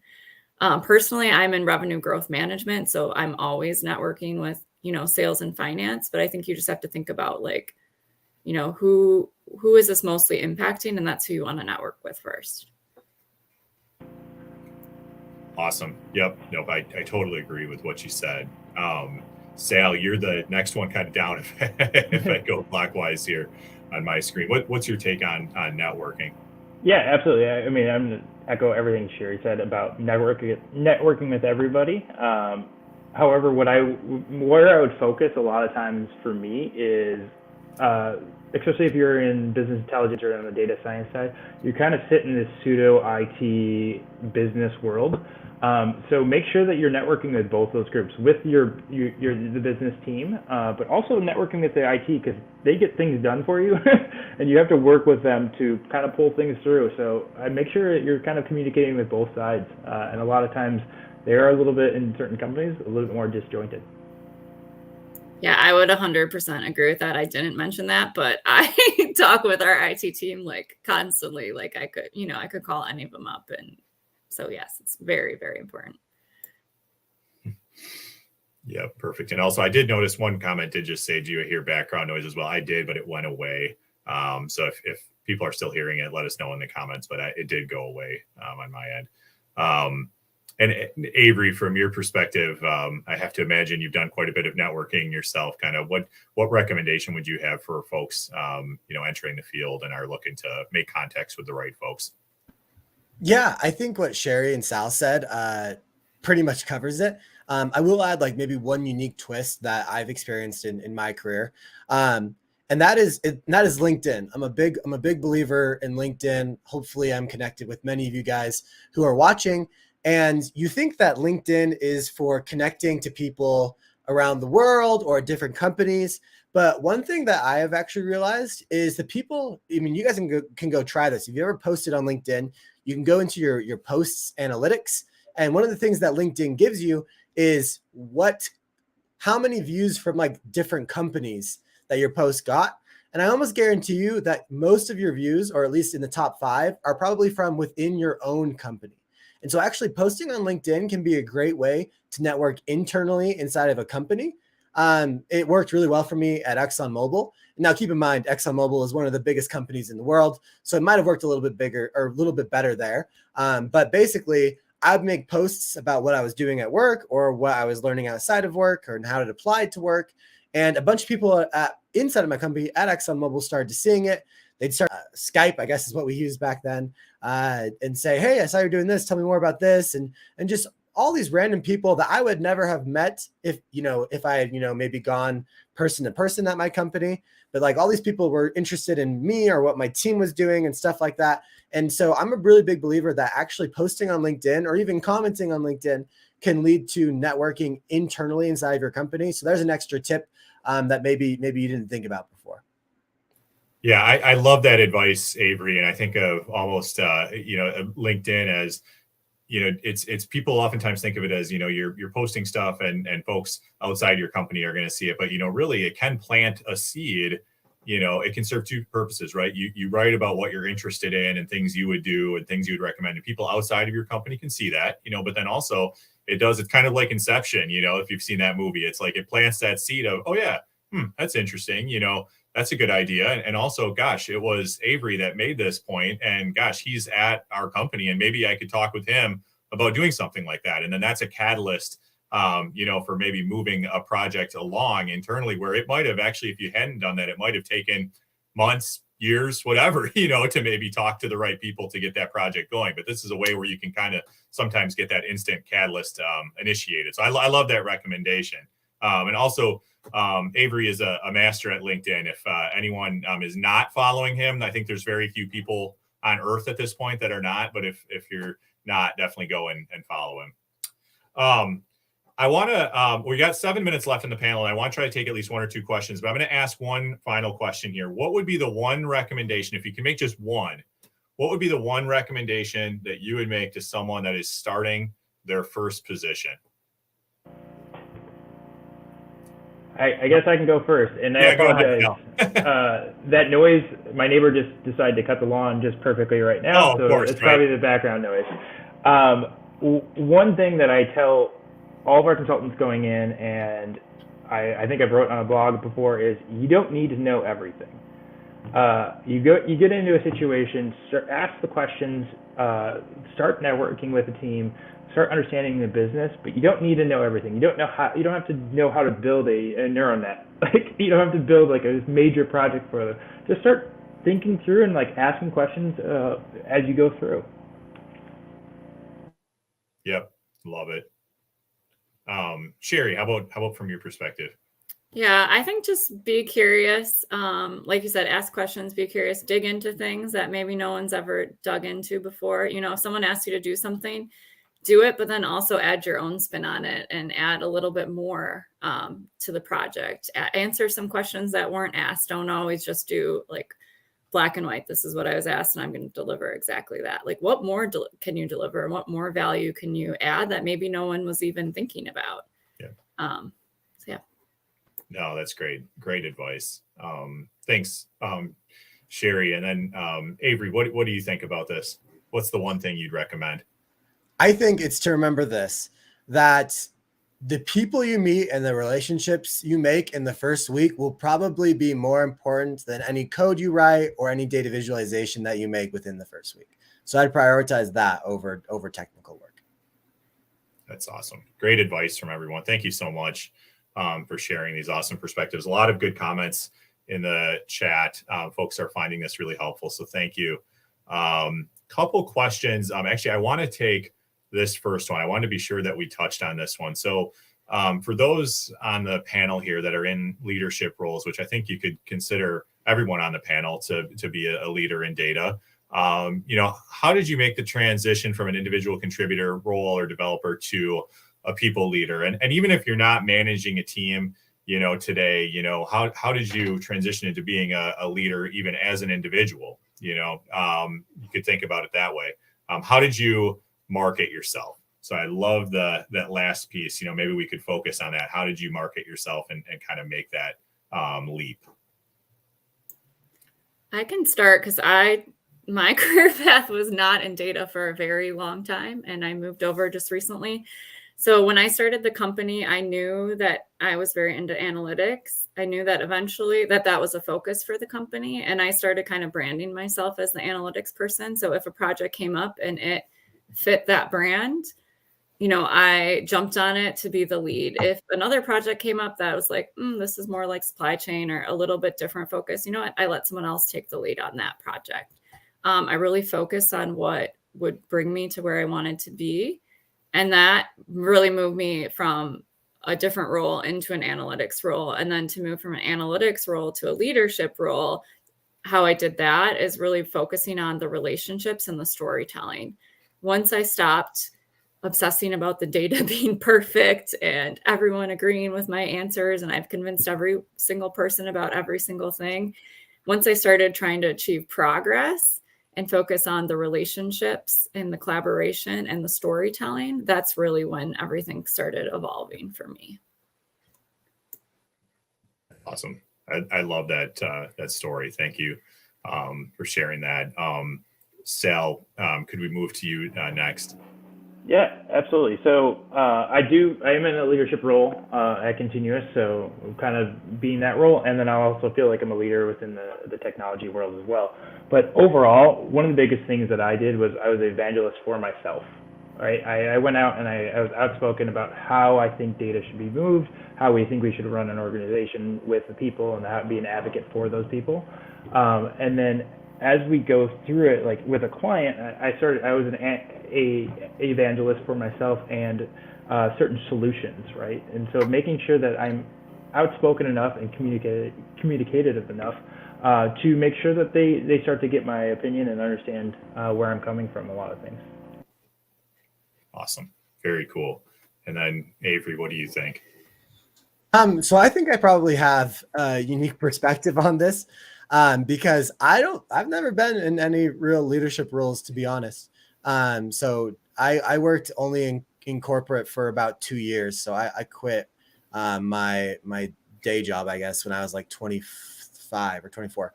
So I never really got to be that high within the company. Exxon's really big. But I mean, one thing that I think I did to gain traction for projects and just for myself is publish my work. Like, you have to be if you build it, they will come is just not true unless you talk about it. So no matter what you're doing at your job, I think what Sal said was good. You just need to be like your biggest fan, and you need to tell people about it, because if you're not telling people about it, probably no one's hearing about it. So it's important to, I guess it goes back to the networking, talk about what you're working on, talk about what you're accomplishing, talking about what you're building. And the more you talk, the more people listen, and probably the more opportunities you get. So that's probably my advice. Love it. This is great advice from everyone. What an awesome panel. Just a couple things I wanted to wind down with in the last minute. So, Sal, there's actually been quite a few comments in the chat. People are trying to find you on LinkedIn, and I've tried to clarify, but would you mind, maybe it'll be better coming from you. How can people find you on LinkedIn? Yeah, I probably don't have a huge LinkedIn presence. I apologize. I'm not super social media expert, but if you go to Continuous Technologies, you'll see my blog post, and I think you can go to my LinkedIn from there. Otherwise, again, my name is Salem Fidel. I put Sal Fidel here. I apologize, but it's Salem Fidel. And then at Continuous Technology, usually you can find me that way. Perfect. Very cool. Okay, and then Sherry, if people want to follow you or get in contact with you, is LinkedIn a good place for that? Yeah, I'm actually already seeing a lot of invites come through, so people don't seem to be having trouble finding me. So Sherry Creel. There you go. Sal and Sherry, small followings no longer. You're out there now. Very cool. And if there's, positions for analytics or whatever that are posted, at Masterlock, is it masterlock.com that folks should go to and take a look at? Yeah. Okay. And actually we do have an analyst position open right now. So cool. I would encourage people on the call to check it out. Awesome. Okay. So we've got 305 people live right now. So, I wouldn't be surprised if you got a few inquiries there. So yeah, watch your inbox, Sherry. That's right. Okay. And then Avery, you've got I love the Data Careers Jumpstart logo. You've got the hat on there. Yes, I have a shirt myself as well. How can folks be part of this project challenge and Data Careers Jumpstart? Yeah, that's a good question. You can definitely, I put my LinkedIn in the chat. That's where I spend most of my time. But for the last 12 days, I've been spending a lot of time on YouTube. So if you just click my name in the comments, I think it'll take you to my YouTube page. Those are the two social medias I really spend most of my time on right now. And you can also check out datacareerjumpstart.com. I saw some people were like, where can I find a data family? And we have like a free Discord community that you can join. We have a roadmap that's free as well. Then we also have some premium products that will help you, take your data career to the next level. So you can check that out at datacareerjumpstart.com. Okay, perfect. I just dropped it into the comments as well. Awesome. So thank you so much to the panelists. That was a great discussion. I learned from you guys, and I know folks in the chat learned a lot as well. So thank you very much. I'm going to bring, actually, you know what? I'll bring Brandy back up for the heck of it for a little bit. And then we're going to bid farewell to the panel. Thanks again. And we're going to get started transitioning into our next session. So thank you, Sherry, Sal, and Avery. Really appreciate you spending time with us. And thanks to everyone that asked questions in the chat. Okay. All right. Brandy, how are you doing? I'm good. The mail came, so my dog got her barking out of the way. It's great. Awesome. Okay. All right, cool. We're glad that the dog is content now. Very cool. All right. Wasn't that a great panel? Such a great panel. I feel like, we're so lucky to have these amazing contacts in our network, and the fact that they're all willing to, give us their time and shed light on, not only kind of the educational requirements, but also, how to really hit the ground running and make an impact. And I think what's like really insightful for me is like, yeah, technical skills are important, right? But really it comes down to being curious, right? Networking internally, like building relationships, being able to communicate well. It actually feels like a lot of soft skills. Totally. Yeah, absolutely. Agree completely. And there is one question I just wanted to address to Brandy and Dustin. Do you think you could share an email with all these links from the panelists? Yeah, for sure. So after the event, we're going to follow up. Actually, I tell you what, why don't I just pull it up? We are going to post quite a few resources to our brand new Data Careers Summit company page on LinkedIn. So if you want to take a look at that, we will post lots of resources from the event there afterwards. So number one recommendation is to go and follow that. We'll certainly try to follow up via email to everyone that registered with some other information, but that would be the place that I would go. Again, head over to the Data Careers Summit page on LinkedIn, hit follow on that one, and keep your eyes peeled for lots of resources to go there from the summit. Yep. Okay, we are at 10:34. So we are staying pretty darn close to time. We are going to transition now into a very special session. So Cole opened up, talking about the importance of storytelling with data and how powerful stories are. And we thought, gosh, how powerful would it be if we invited some real professionals that have, very different paths that they took in the analytics field to their current role, shared their story of how they got into the field, moved up, and what it looked like along the way. So I'm going to stop talking now. Brandy and I are going to go off the screen, and we are going to welcome Adam to share his story first, and then two others are going to go after that. I will appear just quickly in between them to transition one to the next.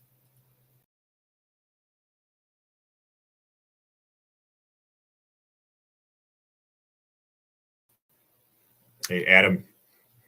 Oh, there he is. Hey, Adam. Sounds good. Hi, guys.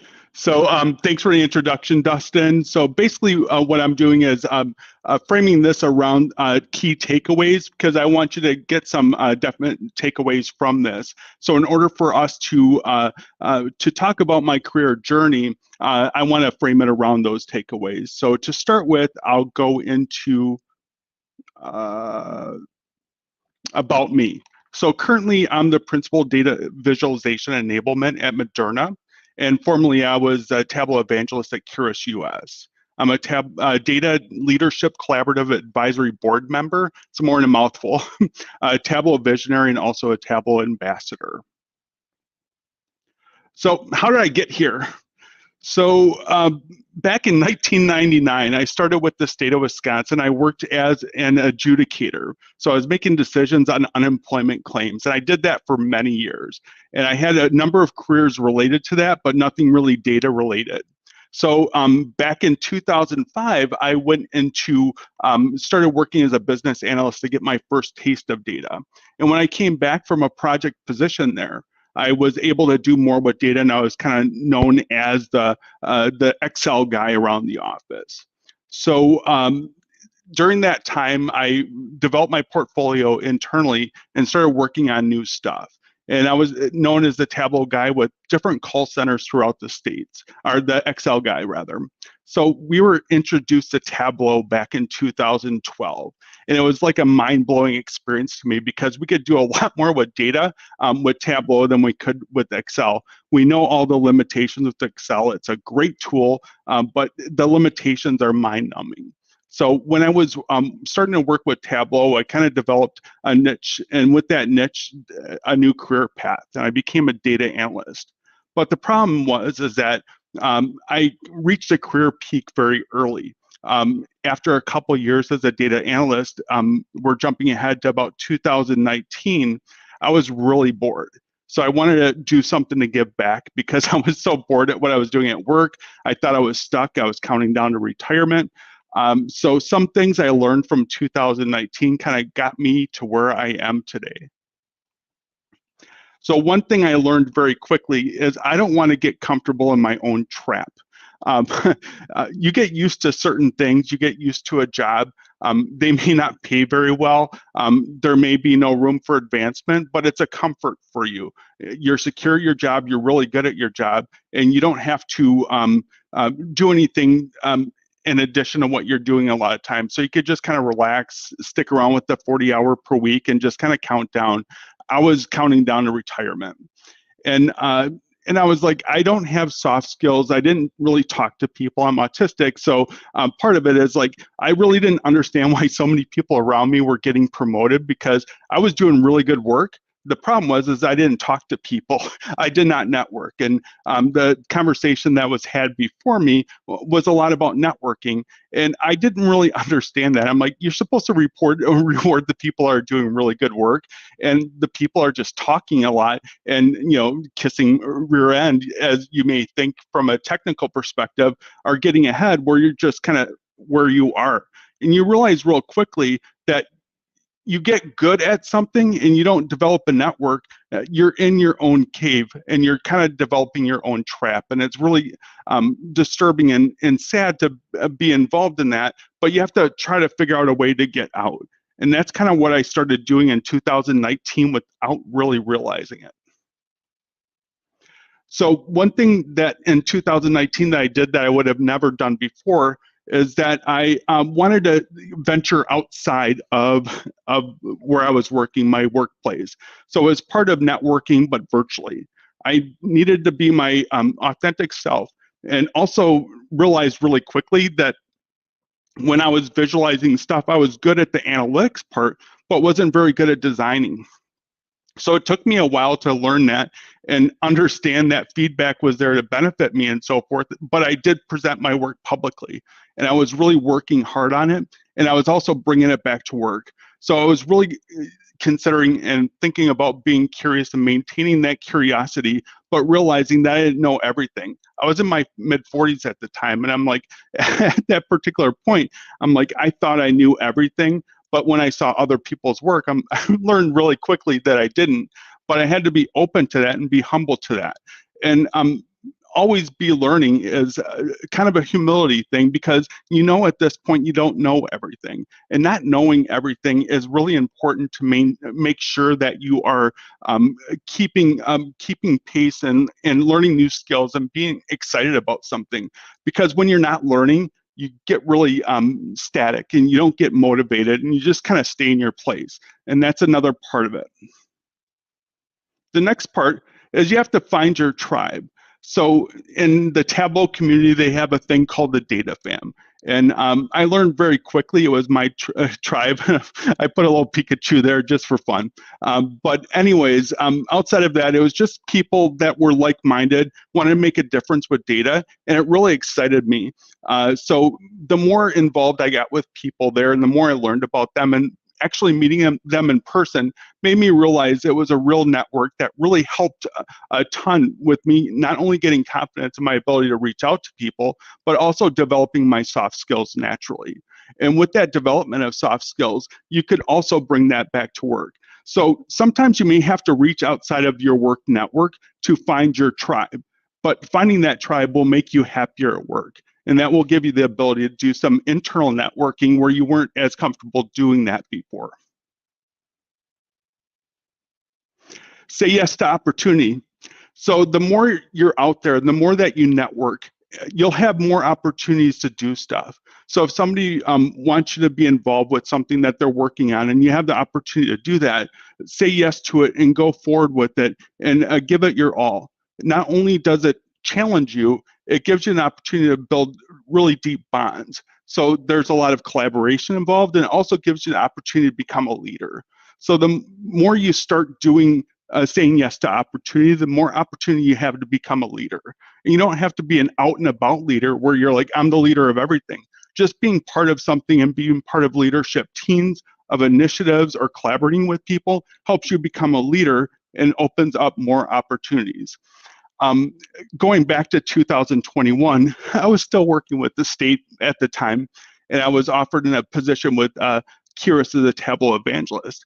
And at that point, I was pretty scared because I was with the state over 22 years. I had 9 years to retirement. I'm like, what if I fail? But I had to have belief in myself that I was able to do what was needed to be done in that position to push forward and do well. A similar opportunity came less than a year later with Moderna. Again, I said yes to opportunity. I was all about building an internal community at Moderna, helping them grow, helping build our Tableau practice and data visualization practice, and working with a big number of teams to be able to give them additional insights that they wouldn't have had before. So that was a super exciting opportunity, but a huge risk. Not only was I no longer living in Wisconsin, if you can't tell, I have a very strong Wisconsin accent, but now I'm in Boston. I had to relocate for the job. So I had to move my wife and my dog, and we're here in Boston right now. It's a great experience, and it's just so rewarding to be able to work with a company that has such an impact and being able to build an internal community. Whereas in the past, when I was working with the state, I didn't have that opportunity to become a leader.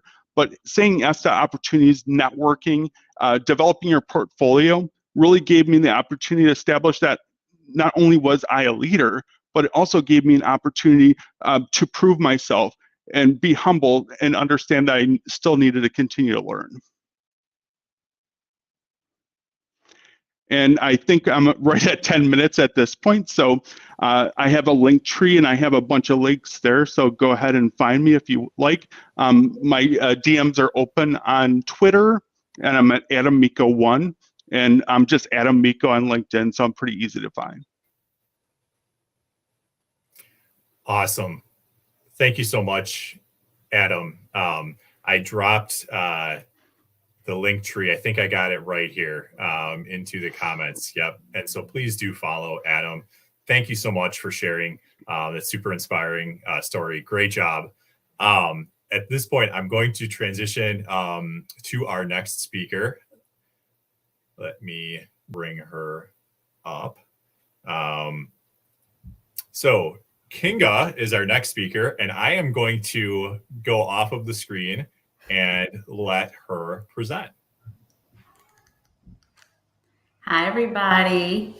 My name is Kinga Hill, and I'm so happy to be here. Adam's story was so interesting, and it's so different from mine because my transition into data is pretty new, and Adam is such a seasoned professional, and I love his internal networking story. So I am a data scientist at a climate tech startup called Storm Sensor. And my transition story, and I talk about this on LinkedIn, is from an academic to a data scientist. And I support my other academic peers in this transition. So I have my bachelor's, master's, and PhD degrees all in environmental science. I am passionate about nature and the environment, so I follow this path pretty steadily in my education. And once I completed my PhD, I entered the academic route. And what that meant is that I was a professor for a few years, and I was a researcher for a few years, and I loved all those roles. I loved students, I loved researching, I loved communicating, writing papers, going to conferences. The whole academic lifestyle was fantastic for me. But I realized a few years in that it just wasn't sustainable. In case you didn't know, higher education and employment in higher education is not doing very well. Most academics covet what is called the tenure track role, and that means like a permanent position at a university, and those roles are harder and harder to get every year. Instead, academics tend to enter these temporary contract roles, either as researchers or lecturers or adjuncts. And I was doing these contracts, but after a few years, I was like, I can't do this anymore. I have family, I have 3 little girls, and I keep moving them across the United States for every position, and I cannot do this anymore. I need to find something else. So that's how my transition story started. And once I realized that I have to find a different path, I plugged into a community. I found my tribe. I plugged into a community of other academics who are transitioning. This is a Facebook group that I found, and I started connecting there and following the chatter and the conversation. There were some really great tips there. And one of the things that came up was data analytics. Excuse me. So, and once I realized that data analytics was a skill and a career path that was valued in the private sector, that blew my mind. Because as an academic and a scientist, like, I do data analytics on the daily basis. I collect my own data, I research my data, I crunch it, I visualize it, I analyze it, I model it, and I communicate it. I do everything with data because that's what being a scientist is. And I didn't realize that was like a valuable thing in the private sector. So once I realized that, I was like, okay, this is my favorite part of my job, working with data, and I want to pursue this path. So I chose the path that was interesting to me. And once I chose the path, I started that typical process of transition, which is revising your resume and upskilling and looking at job postings and applying to jobs, the typical, all the typical steps that many of you, I'm sure, are in the middle of or planning to do. But one of the biggest changes for me, or the most important things that I did in my transition, is to start networking. I came across this blog post by another academic or ex-academic, Chris Cornthwaite, great guy, follow him on LinkedIn. And so he had a post about having 50 cups of coffee, and he suggested that every time you do any kind of big life transition, you should have 50 cups of coffee with people just to, get some good feedback on what you're doing. So I was like, that's what I'm going to start doing. And I started, and even though it was really scary, I started having virtual coffees, first with acquaintances, people that I kind of sort of knew. And those conversations went really well. I mean, I was supported and encouraged, and every single conversation was lovely. And I learned so much, and that encouraged me to reach out to strangers. So I reached out to strangers on LinkedIn, and I had some more conversations. And one of the conversations I had is with my current team leader. I found this company on Google. I just Googled things. I decided that I wanted to stay in my field. So my field is environmental science. And even though I could probably do analytics anywhere, I mean, marketing, healthcare, real estate, I was like, I would like to stay in my field because this is what makes me happy. And I know that I'd be happiest doing this kind of work. So I looked for climate technology companies or green technology companies. And this one called Storm Sensor is the one that I came across, and I found somebody at the company, another data analyst, to speak with. And I got in touch with her, and we had a great conversation. And during the conversation, she said, well, my company's hiring and I think you should apply. I was like, oh, great. And I did. And I got the interview and I got the job. And the latest news about that is that I asked her about this conversation just this week. So I transitioned almost a whole year ago. So I've been at this company for a year. And finally, I asked her about this conversation. And I said, you know how we chatted last year about, had our information interview. And do you think that conversation played a role in me getting hired at this company? Because that's such valuable data right there, one data point. And she said yes and no.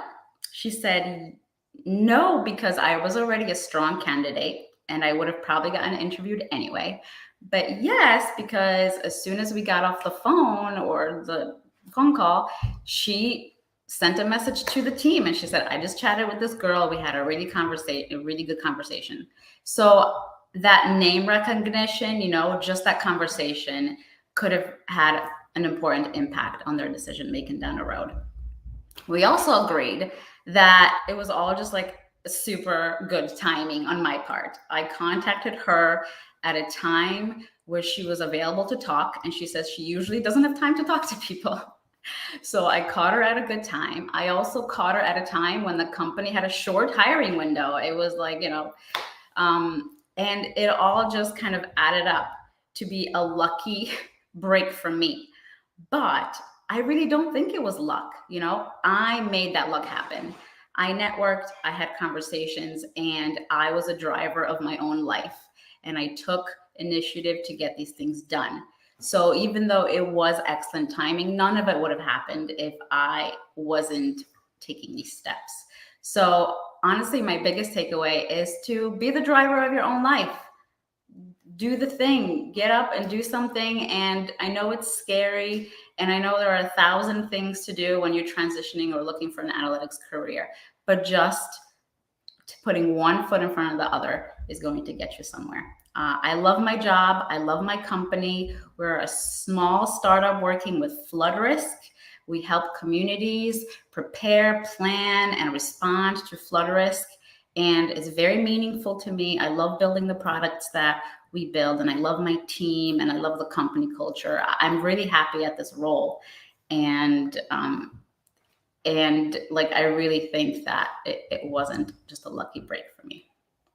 Thank you so much. And you can find me on LinkedIn. I'm most active on LinkedIn. I have a gnarly maiden name. It's Kinga Stryszowska-Hill. But I'm sure you could find me. And Dustin, if you want, I could send you my thing to paste into the comments. Perfect. Yeah, for sure. Yep. I just dropped a note about following you as well as your company, Storm Sensor. And Awesome. If you want to share anything else, just go ahead and send it to me in the chat, and I'd be glad to put it out there. Thank you. Great job. Thank you so much for sharing that inspiring story. Just a wonderful example and insights there for folks. I know there was a lot of nice comments in the chat of how helpful it was. So thank you, Kinga. All right. Thanks. Okay. We next have Katie. Hi, Katie. Hey, everybody. Can you hear me? I can hear you. Yes, perfect. And I think I shared my screen. Hopefully that worked. Yes, you did. Yeah. Let's pull it up here. Is this the right one? Yes. It's a white screen right now. Okay, perfect. Okay, I will get off the screen and let you get started. Awesome. Thanks, Dustin. Good morning, everybody. I'm Katie Hermann, and I currently lead analytics and market insights at the Master Lock Company here in beautiful Milwaukee, Wisconsin. So coming to you from my home office this morning on the north side of the city. And great to hear from so many awesome folks in the field today. I'm really lucky to be part of this community. So talking a little bit about early life, I grew up in the middle of a cornfield in Illinois, a lot of family close by. We only had one TV in the house. It did not have a remote control or cable. So as you can imagine, I did a lot of reading and free play with my brother, my cousins, friends in the neighborhood. And I think this non-digital upbringing really set me up for a life of learning, and it made me really curious about the world. So for me, that curiosity and desire to be doing something new is what really propelled me in my analytics career. But I haven't always been climbing up, a straight and narrow path. I'd say that my career in analytics has been more like a game of chutes and ladders. And I think that has been a great thing for me. So as I said, I grew up in Illinois, and I attended Illinois Wesleyan for college, where I majored in English writing and literature, which were my two very favorite subjects growing up in school. So I always wanted to be a journalist. But after 2 internships during my senior year in college, I realized that journalism was just not for me. At the time, the economy was booming, and so I moved to Chicago, and I started a series of temp jobs, just hoping to land at a company that was willing to take a bet on a writing major. And I was incredibly lucky to land at Harley-Davidson in their financial services business unit. But I actually did not start as an analyst or anything close to it. I started as the receptionist. So I was really thrilled to be working in my first full-time job. And they told me at Harley when I was hired that I'd have a chance to meet everyone in the company and learn more about where I might fit in for my next move. And that ended up to be true. I had the chance to work on some projects with the Treasury team. I'd help pull together presentations for bank meetings or print off financial statements. And then I'd kind of look at those and try to make sense of what I saw before I handed them back over. So eventually a spot opened up on that team, and the director of Treasury, Andrea, who I really owe so much of my career to, she asked me to interview for a cash management analyst role. And that became my first foray into analytics. So after a few months in Treasury, I decided I really liked this numbers thing, but I needed more formal training in the basics of accounting and econ and finance. So University of Chicago's Business School had a program for recent college grads where you could apply and then enter an evening program cohort. So we'd work during the day, continued on at Harley, and then I would go to class at night to really help accelerate that skill building. That was hugely appealing to me. So I was admitted to the program, and then I continued to work at Harley, and I moved laterally 3 times to keep learning and experience different analyst roles in different departments. So then I wrapped up my MBA in 2010. I'd married a fellow student, Chris, And a local company, Redbox, was recruiting at Chicago booth. And so I took the plunge at that time, transitioned over to Redbox as a strategy analyst, and then I was promoted to manager pretty quickly after joining. I really loved a fast-paced environment. At that time, Redbox was in really, really high growth mode. This was before streaming services were a thing. Of course, now things are much different and they've expanded beyond the physical kiosks, but I loved the new problems that we were working on every day.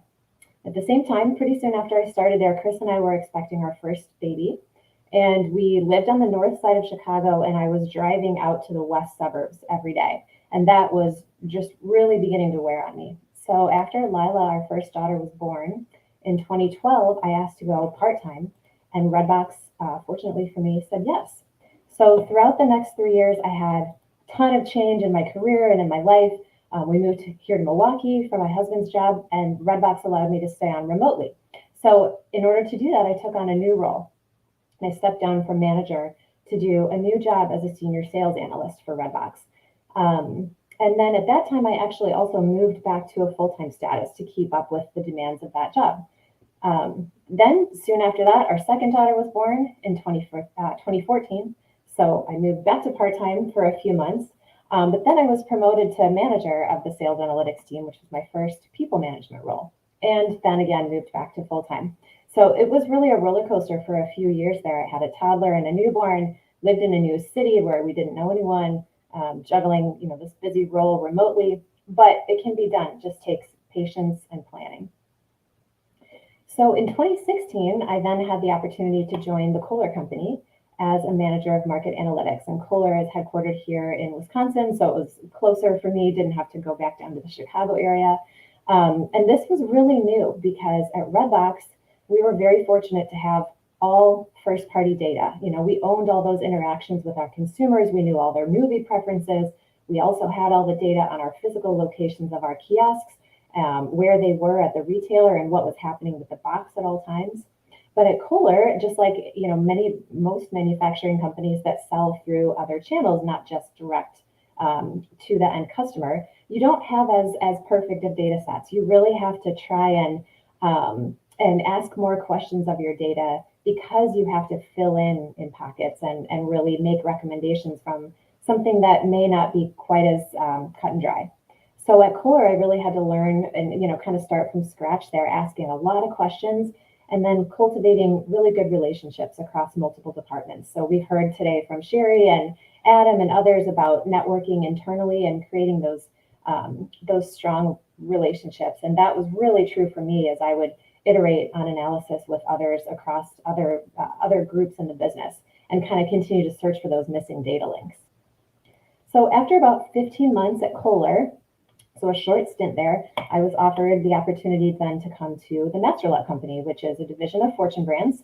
And I moved into a director role at the time. So really, really thrilled to take that promotional opportunity. And I also got a chance then to add, another tool to my toolbox in demand and sales planning. Demand planning, meaning what units are going to sell through at our customers, and then how does that translate into what our manufacturing and supply teams need to produce.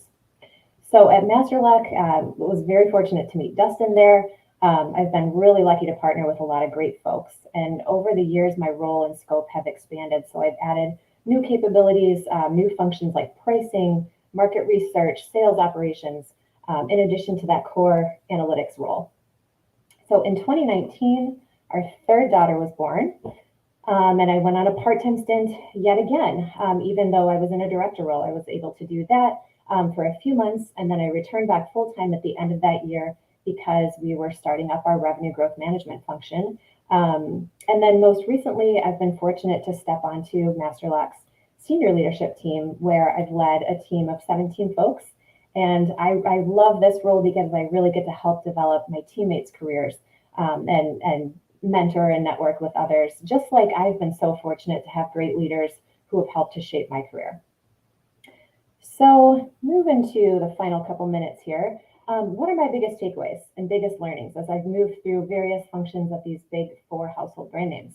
Adam already said it, but always be learning. I just couldn't agree with this more strongly. I really believe the way I grew up and the emphasis that my parents put on curiosity and imagination, as well as that academic focus, that really helped me tremendously in my career as an analyst. You know, as analysts, we're always grappling with questions. You get to the first layer of your analysis and you look at you look at what it's telling you and you think, something in there is surprising to me. Let me dig into that a little bit further.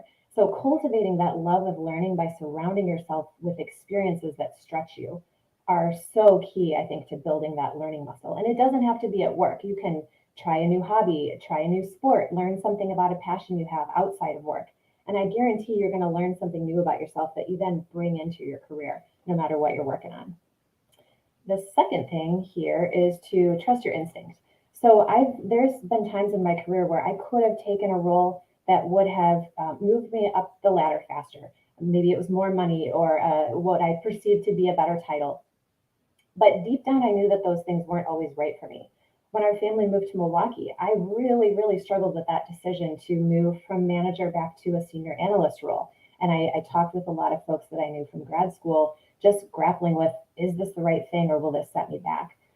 But ultimately, looking back, it felt in my gut, gut instinct told me it was the right thing to do. And looking back, it was. I was able to learn Tableau in that sales analyst role, and I've continued to use that for the last 10 years. So just know that you are the only one who knows the right move for you in your career. What's going to keep you excited and engaged, even if it doesn't necessarily look good, on paper. Be your own advocate and really trust yourself. So also, don't be afraid to ask for what you want in my career. You saw in my timeline maybe those yellow starbursts along the way. Those all represented times when I took a step back from my career, either when I was in grad school or in my job when I went back to a part-time status in order to prioritize my family life. It's not an option for everybody, I recognize, and those are requests that I talked through a lot with my family about what would work for us. But the really important thing is to just be your own advocate, which brings me to the next point here, which is also be ready to offer alternatives. So when you're thinking through what you want and what you need out of your career, always be ready with that give and take mentality. And just have in your mind, what are your non-negotiables? What are just really important to your core? And what are some other things that you might be willing to compromise on to make sure that you can come to a great solution for everybody? And then finally, the last one here is to seek out every opportunity to coach and to be coached. This can happen at every level in a good organization. I have learned an immense amount from my team members in multiple organizations, Sherry being a great example who you heard from earlier. I've learned a ton from Sherry and we get to collaborate all the time. So it's always about being open to questions and always asking questions. As analysts, one of the things I love best is that we know we don't know it all. And so being a teammate who is open to coaching and feedback is going to get you noticed and open up doors for you. That's all I have. Thanks so much, Dustin and Brandy, for the opportunity to share my story today. Absolutely. Brandy, if you're okay, I'm going to bring you on too. Yeah, thank you, Katie. That was awesome. Super inspiring. Lots of wonderful comments and feedback on your presentation in the chat. I know folks are getting inspired. I can really feel it with what's being shared here. So great job to everyone. Katie, if you have just 1 minute, there was one question that I liked that came up earlier. And what are your thoughts on this? Because I know a lot of folks are thinking of it. What would be one thing that you would recommend? You come at this with such a unique perspective, having risen to an executive level in analytics, in this emerging field, just started to have executive level positions and you made it, which is awesome, and so what do you think in terms of how to stand out? Yeah, that's a great question. Two things come to mind. One is that early in my career, especially, and I think other folks have said this too, but say yes to the opportunity if you can. Again, trust yourself and your gut instinct. But if it's something that's like, ooh, I don't know if I'm quite qualified for that, or I'm not sure if I have all the resources at my disposal to do that, my best advice is just jump in and figure it out as you go.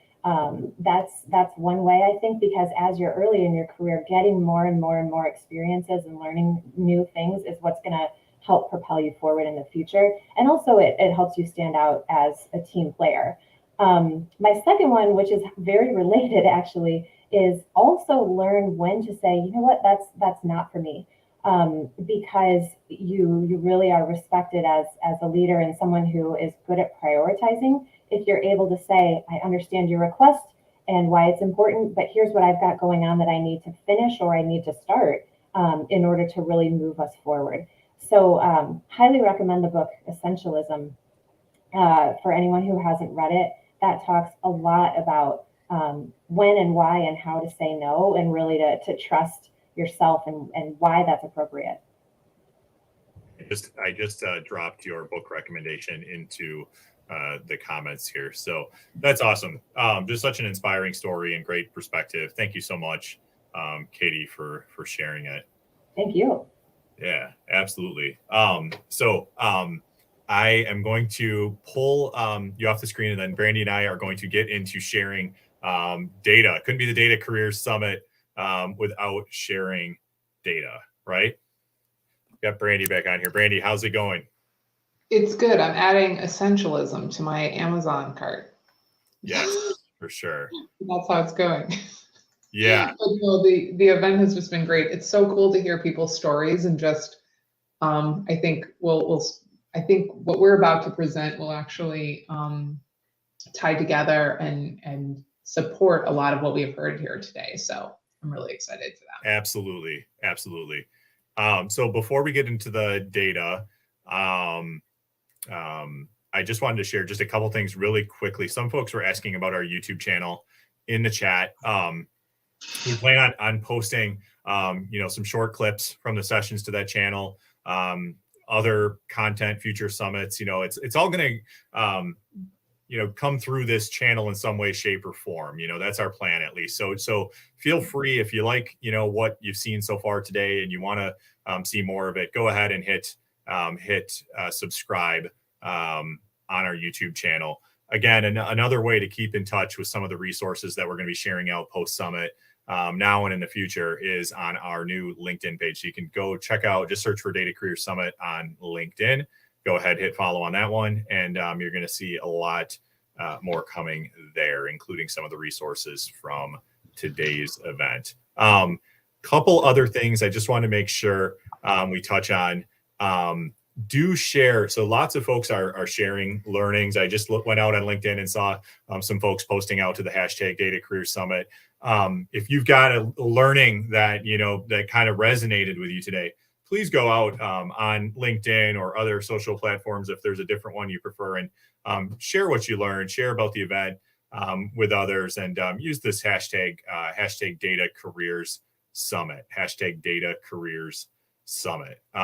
Would love to see what everyone shares, and I think it'll help just kind of proliferate the information sharing and the learnings that we've put out there today.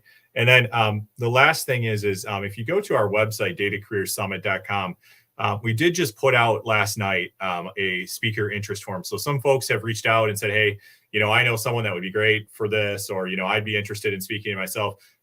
Best way to get in touch with us regarding speaking at a future summit. We mentioned this is number one, but we want to continue these in the future. So if you're interested in speaking at a future event, do go to our website, datacareersummit.com. And you can click on in the upper left navigation speaker interest form. Okay, very cool. So we are going to get into the data. I'm going to start out with the data jobs report, and then Brandy is going to go through the data jobs survey results. Brandy, are you okay if I would love to get your kind of comments as I walk through the data jobs report. Would you be okay with staying up on the screen? Absolutely. Let's do it. All right, cool. Let's do it. Let me share my screen.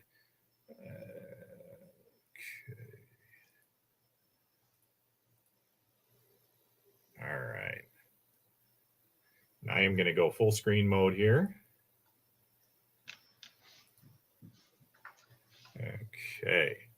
Real quick before you jump off, I just wanted to, reiterate, you had mentioned subscribe to our YouTube channel and follow the Data Career Summit page on LinkedIn. I think those are the two kind of big touch points where we're going to be sharing a lot of content.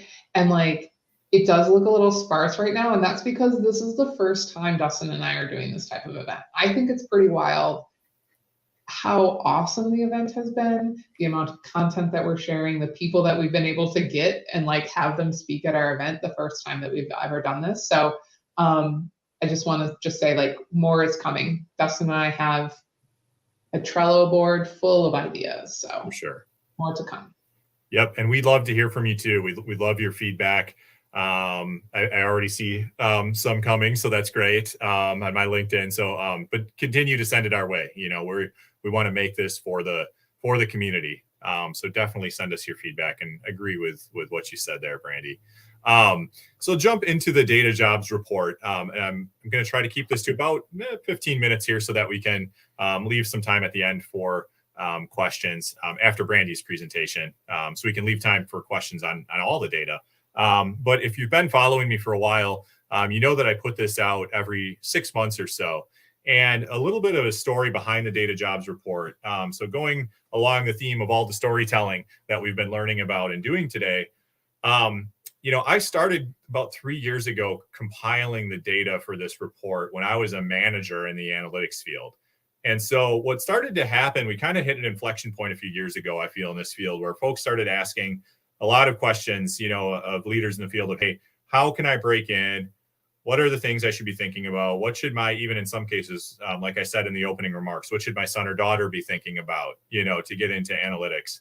And I wanted to answer those questions as best I could. I, of course, had an opinion, but as an analyst, I wanted some data to back up what I was sharing. And then also, you know, I was getting to the point where I was helping create some job descriptions and things like that. And so I wanted to keep a pulse point on what was going on in the jobs marketplace. What were other companies asking for? You know, what was appearing in all of these job postings that were out there, to give me a data-driven perspective on that.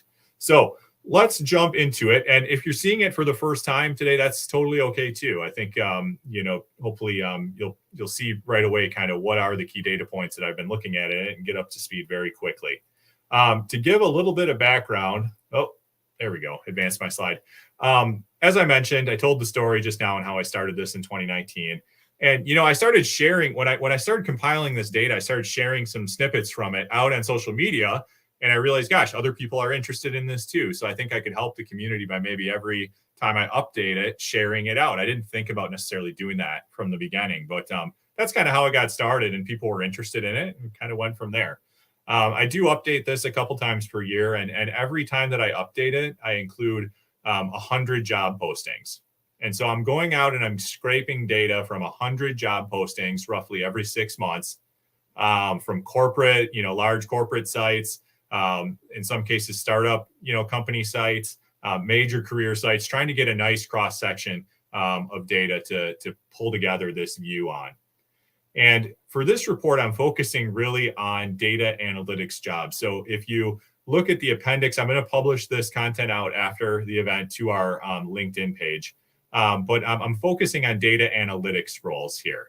Okay, so though there is some data science, you know, stuff that can creep into data analytics roles, and there's some data engineering stuff that can get in there too. This is really a data analytics focus, and the titles that I'm focusing on are in that appendix on the last slide. I'm not going to read through all of them, but definitely can take a look at it after the fact if you're interested. Okay, so let's start out with this slide. I always publish this fun image out to LinkedIn every time I publish this, and I put it kind of a little bit of a preview of it out there earlier this week. But in this latest report for the first half of this year, first half of 2022, I put together a word cloud of all the hard skills that I pulled out of those 100 positions that I reviewed. And I highlighted the top 10 in here using some color. But you also see a heck of a lot of other skills, right? And that's an insight in and of itself. There are a lot of skills that are out there. There's a lot of tools that are out there. And depending on the company, you know, it varies in terms of what folks are looking for. Some folks are looking for 20 skills. Some are looking for 2. You know, there's a big variation. But the point of putting this together is to focus your attention on kind of what are the big ones. There's an 80-20 rule at play here. You know, there's definitely a critical few skills that are appearing in lots and lots of postings. So you can see the top 10 here. And I'm looking at roles from analyst all the way up to, your senior manager, director level roles, higher level roles. If you look at all of those combined, you see the top 10 called out, which are SQL, Excel, Tableau, statistics, Python, industry experience, PowerPoint, R, management, and Power BI, if I didn't mention it. Don't know if I said Power BI. But those are the top 10. And these are required skills. So these are skills that are listed as required. Now, we also know, if you've applied to a job, there's also a preferred skills section oftentimes, right? Nice to have. All right. And so if I take all those preferred skills and put them into a word cloud, here's what that looks like. It looks pretty different, not just the colors, right? But the size of what pops looks a little bit different here, right? Industry experience pops number one. And then you see Python and a variety of other things. But industry experience really, really pops. So just one takeaway, the word clouds are sometimes just for fun, but there's also some insights, I think. And when I look at this, I see, a lot of technical skills that folks want, that companies want, but then also as a nice to have, by the way, we'd love it if you had these technical skills and you had been in this industry, but it's not required. Okay. We'll move on to the next one here. And so you may say, okay, great, Dustin, that's what I see the word cloud. I see the big ones that are being required now, but like, how has that trended over time? Like how have these requirements changed over time? And that's what this next slide is all about. I love the comment, by the way, on AS400 in the chat. Yes, there's some fun ones that appear in the word cloud if you spend some time with it. I encourage you to do that because it is kind of fun to dig through it. Brings up memories for me as well, seeing some of the tools there. But if we take a look at, I've ordered these in terms of the top skills by the number of mentions in this latest report. And so SQL is the first one in the upper left here. SQL actually appeared in 59% of the job postings, 59%, which is actually a big increase from when I first started collecting this data back in 2019, in the second half of 2019. Only 32% of postings had SQL as a requirement back then. So that's moved up to 59% now. Tableau, big increase there as well. About a third of positions, 35% required Tableau, and it was an increase over the last 3 years. But what's an interesting insight, if you move your eye temporarily down to Power BI, the fourth down on the list, you can see that actually Power BI has increased really significantly to the point where there's almost an equal number of positions looking for Power BI experience as there are Excel. So 31% of positions asked for Power BI experience.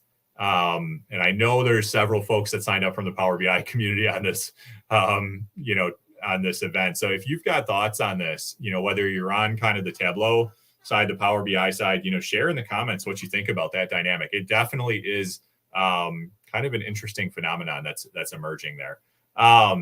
Excel, you look at that, it's the number 3 still requested skill for all the talk that's out there, right, in the world on Excel, being replaced with some of these other more advanced capabilities, all the hype that the advanced capabilities get. Excel is still asked for in a third, roughly, of positions that are out there, 34% of positions. And that's actually increased since 2019. That's something that I would not have expected if you would have asked me back in 2017, 18, 19. If I would have thought that curve would look like that, I would not have. And someone said, not going away, LOL. Yeah, that was that was the only thing I could think to put there. It's just not, and so that's something for us to think about, I think, as a field. If you look at stats, the fifth one down, kind of a steady increase over time for that one. I think part of that is because some of the data science, skill set and use cases are starting to kind of be asked for from folks in analytics roles. It can't go wrong with learning stats and dusting off the old stats book if you did a degree program and still have one. I have a few in my basement. I know that. Python, steady increase, up 9% over the last 3 years. R, steady increase as well. Kind of close with the 25 and 19% each looking, or 25% and 19% of postings asking for Python and R. I think that would look very different if we looked at data science specific roles. But again, this is data analytics roles.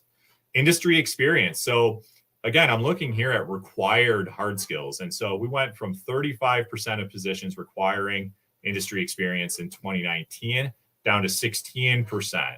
So it's still a big word in the word cloud, but that trend is kind of interesting, right? Because it's moving out of the required skills into the preferred skills section. And I think that's a big takeaway from this slide.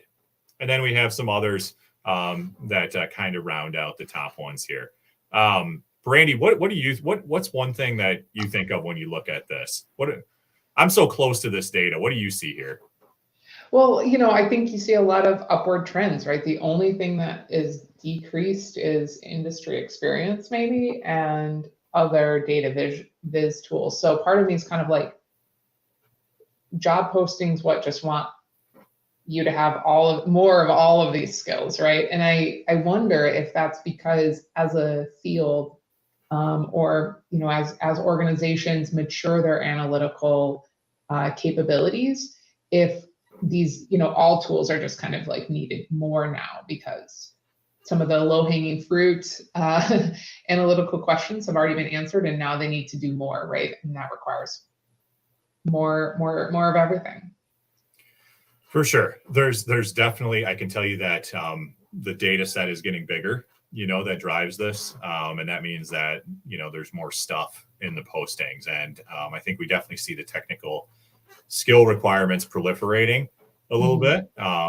Folks want kind of those sound technical, experts, people that are really comfortable with a handful of analytic skills, but then, and the industry experience is more of a nice to have, Yeah, but I feel like it ebbs and flows, and every company is different. I mean, you mentioned Tableau and Power BI; they're competitors. Personally, in my experience, it feels like more of like it's a company decision on what they use, and then like the job posting usually just reflects that, right? Or sometimes a job posting will say Tableau or Power BI or ClickView or whatever other data viz tools there are. Not because it's really tool specific, but just like data visualization skills in general. Right. Yeah, totally. And I think some of this too could be new companies coming into the mix of hiring new teams, new roles, and maybe there's a temptation to go a little bit heavier in these position postings on the tech skills, and that might, they might get more specific, and more limited in terms of the skill sets they're looking for over time. So there'd be less proliferation with the skills being asked for over time as companies get a better feel for what it is they're actually looking for, and really defining the roles that they're putting out there. Yeah. All right, cool. One thing I want to do is you might say, hey, Dustin, I take a look at this and I see Tableau, Power BI, other data viz tools. These are really all data visualization tools, so what if we combined all those together? And there's actually some, if I would have continued the list, there's actually some instances where folks just call out data visualization in a posting as a hard skill, and we don't really know what tools they're using, or maybe it's going to be up to the analyst to select a tool. I mean, if I lump all of that together, Tableau, Power BI, the mentions of data visualization, the other tools, data visualization actually is mentioned in some way, shape, or form, or at least implied in 56% of positions as a requirement. So now we're starting to get a story coming together here in terms of kind of a big two, and then Excel is the third. But we've got SQL and data visualization that, gosh, when I look at this, it's like, if I'm looking to get into this field, those would be two where it would be very hard to go wrong with from my perspective. What do you think about that, Brandy? Completely agree. Yeah, I mean, I just feel like, and I was just actually about to type in the chat. I feel like specific tools are just less important than the ability to craft a compelling story with your data. Totally. Whether that's PowerPoint or Excel or one of these tools that have been purpose built for data viz. Yeah, and I mean, I think too, and I saw the comment, Rick thought that data viz would be more than 56%. I think data visualization can be done in Excel too. And now I'm not lumping Excel into this, but you look at Excel, data visualization, as well as even PowerPoint was one of the hard skills. Well, what is a company implying if they're asking for PowerPoint expertise? I mean, it's presenting something, right? And so you're seeing a common theme here of, okay, SQL is letting you get the data. Some of these tools are letting you take a look at it, but then also there's definitely an implication that they want you to tell a story. Right, exactly. And I feel like, I guess just generally it might be easier to list hard skills or technical skills, right? Those are a little bit easier to measure versus, industry experience or, storytelling or, some of these soft skills that are really valuable in the role, but sometimes harder to like list as a requirement in a job description. Yeah, for sure. Okay, so I wanted to take just a really quick peek at if I were to look at what the skill requirements were by the seniority level of the position. So I have on the top here analyst, senior analyst, then lumped together manager and senior manager, and lumped together director level and above. Just kind of a quick heat map of what was being asked for in position postings based on the seniority level. You can see the top three, SQL, Data Viz, and Excel, pop there for those analyst roles, the more, junior entry level, analyst, data analyst roles. And then one thing that you really do see emerge is as you get into the more senior roles and especially manager and director roles, you see management pop up where it's completely blank down here for analysts, but you see that start to creep in down in the bottom as you move up. The other thing you see is statistics are to some extent Python pop up a little bit more in the more senior roles, to be expected. But to touch on the management side, one recommendation I have is if you are an analyst in a role and you want to move up into a management role or a leadership role, you may want to start thinking about where are there opportunities to potentially start to manage or get some management experience in your current company, your current role, whatever. So that you do have that management experience if and when the time comes to apply internally or externally for a vertical movement upwards in the field.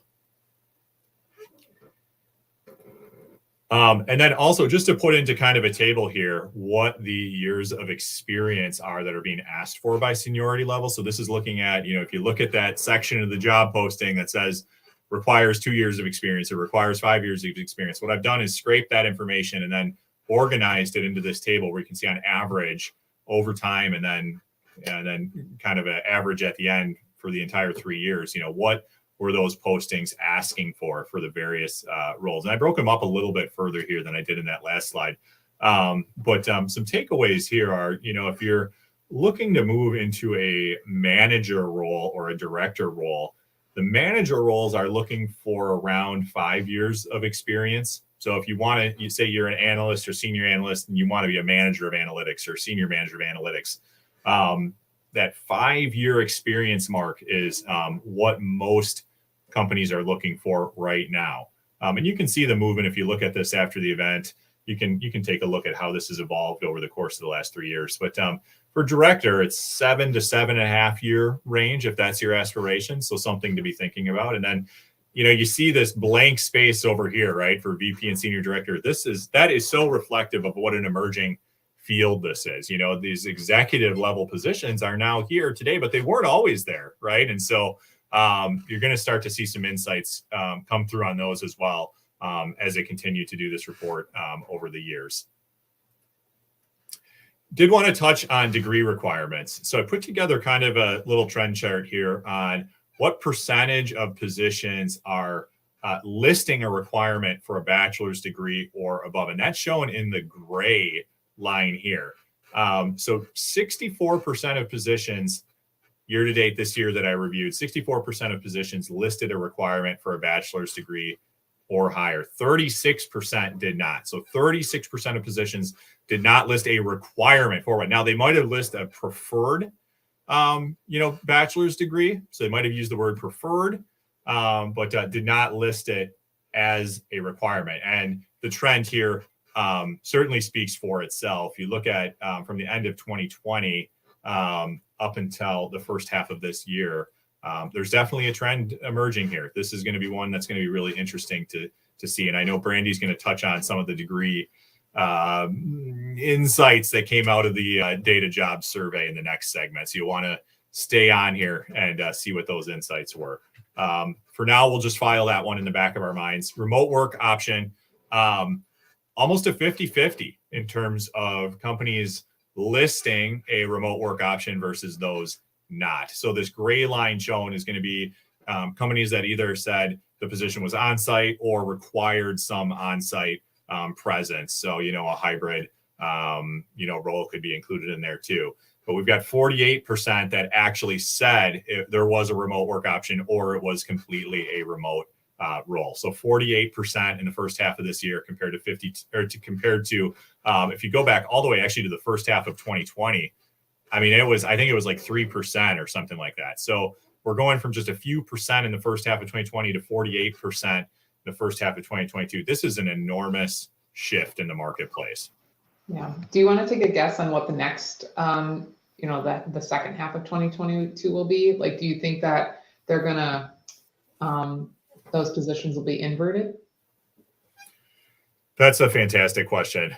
I think that it'll continue to, I think the positions mentioning a remote work option will continue to increase percentage wise. I just think that at some point you'll probably see a plateau. But I'm curious, that's a fun kind of question, a fun guess, what do folks think that percentage is going to be for the next report? So when we come back for the next summit and we have the latest data for second half of 2022, what do you think the percentage is going to be? Let's do this. If folks want to put a percentage guess in the chat right now, we'll give a prize at the summit that follows the release of the second half report to whoever is closest. So whoever gets closest to it will win a prize. John says 60%. What does everyone else say? All right. I tell you what, let's also do this. Let's do this. Let's make this fun. What? Oh, lots of numbers coming in. This is great. What percentage Tammy Brown going high with 80%. Will offer a remote work option in second half 2022. I'm going to put this up. I'm going to pin this on the screen. That's the question. All right. So whoever gets closest at the summit that follows the release of the second half 2022 report, we will give a prize to that individual. All right. Very cool.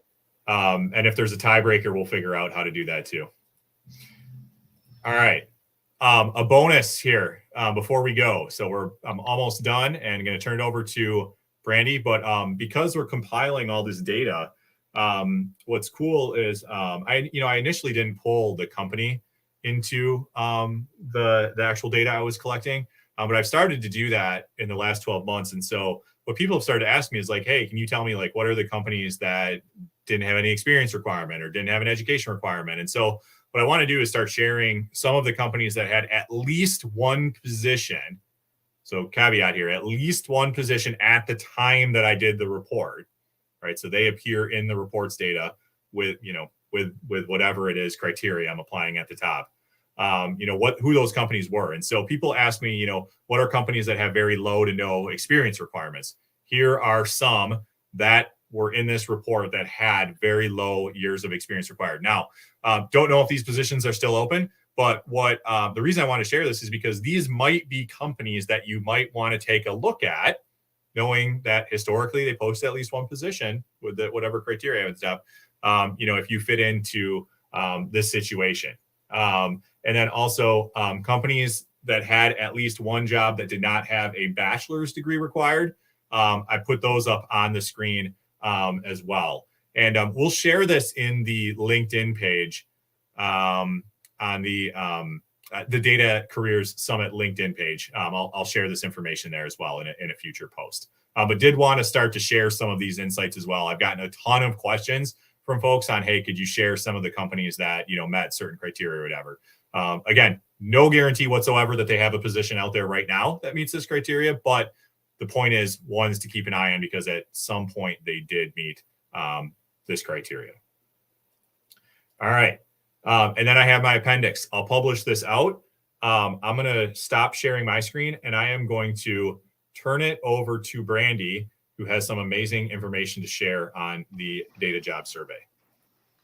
Awesome, thank you.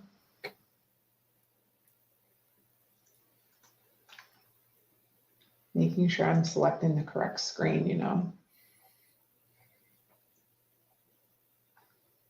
Okay, excellent. So as Dustin mentioned, and as we've kind of talked about, you know, at the very opening of the Career Summit, we actually started this whole thing off because we wanted to conduct a survey of people who have jobs in the data analytics space and ask them specifically about what were their educational background, what are the actual skills required for the actual job. Like, you know, again, there's a lot of buzzwords, there's a lot of things that are, you know, asked for in job postings.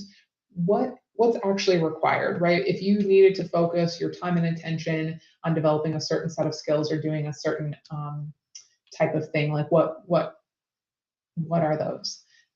So we conducted a survey, and I'm here to share the results with you today. So let's get started. So the first thing I want to share is the demographics of this survey. So we collected responses for about 4 weeks in middle of June through middle of July. We had over 200 people respond. And you can kind of see the makeup of those respondents here. I'm really, really proud of the fact that we had over 40% of respondents identify as female. And you can see kind of the different roles that make up the respondents. Most people are entry level, mid level, or senior level, a few at the executive level. And then you can see what their role, like what the function of their role is. Heavily targeted or heavily data responses from data analysts. Machine learning engineer is pretty low, as well as data entry and analytics engineer, which is not too surprising. I think fewer job postings these days actually have data entry needs. We're not manually having to enter data much anymore. Machine learning engineering and analytics engineering, I think, are like maybe newer terms. So again, not too surprising that we didn't get a lot of responses from those categories. And then you can see the different industries shown here. Certain industries are represented or were represented more than others. So just a quick overview of really who's responding.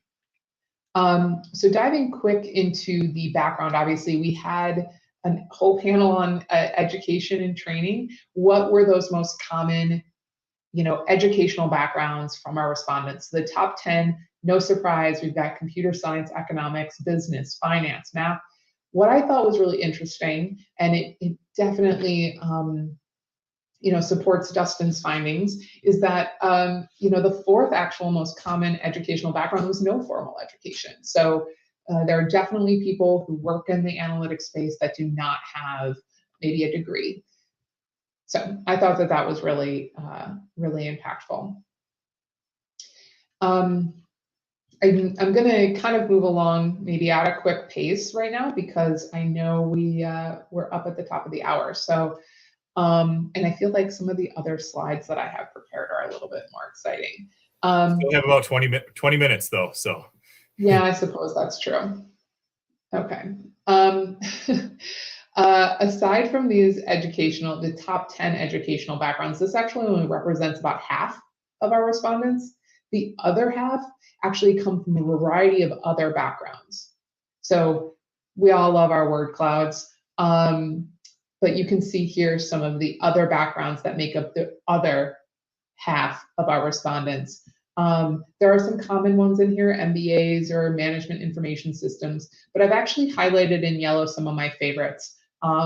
Art, which is one of my degrees, epidemiology, human resources, you know, English. We had multiple speakers today actually with English degrees, and then biology, just like really, really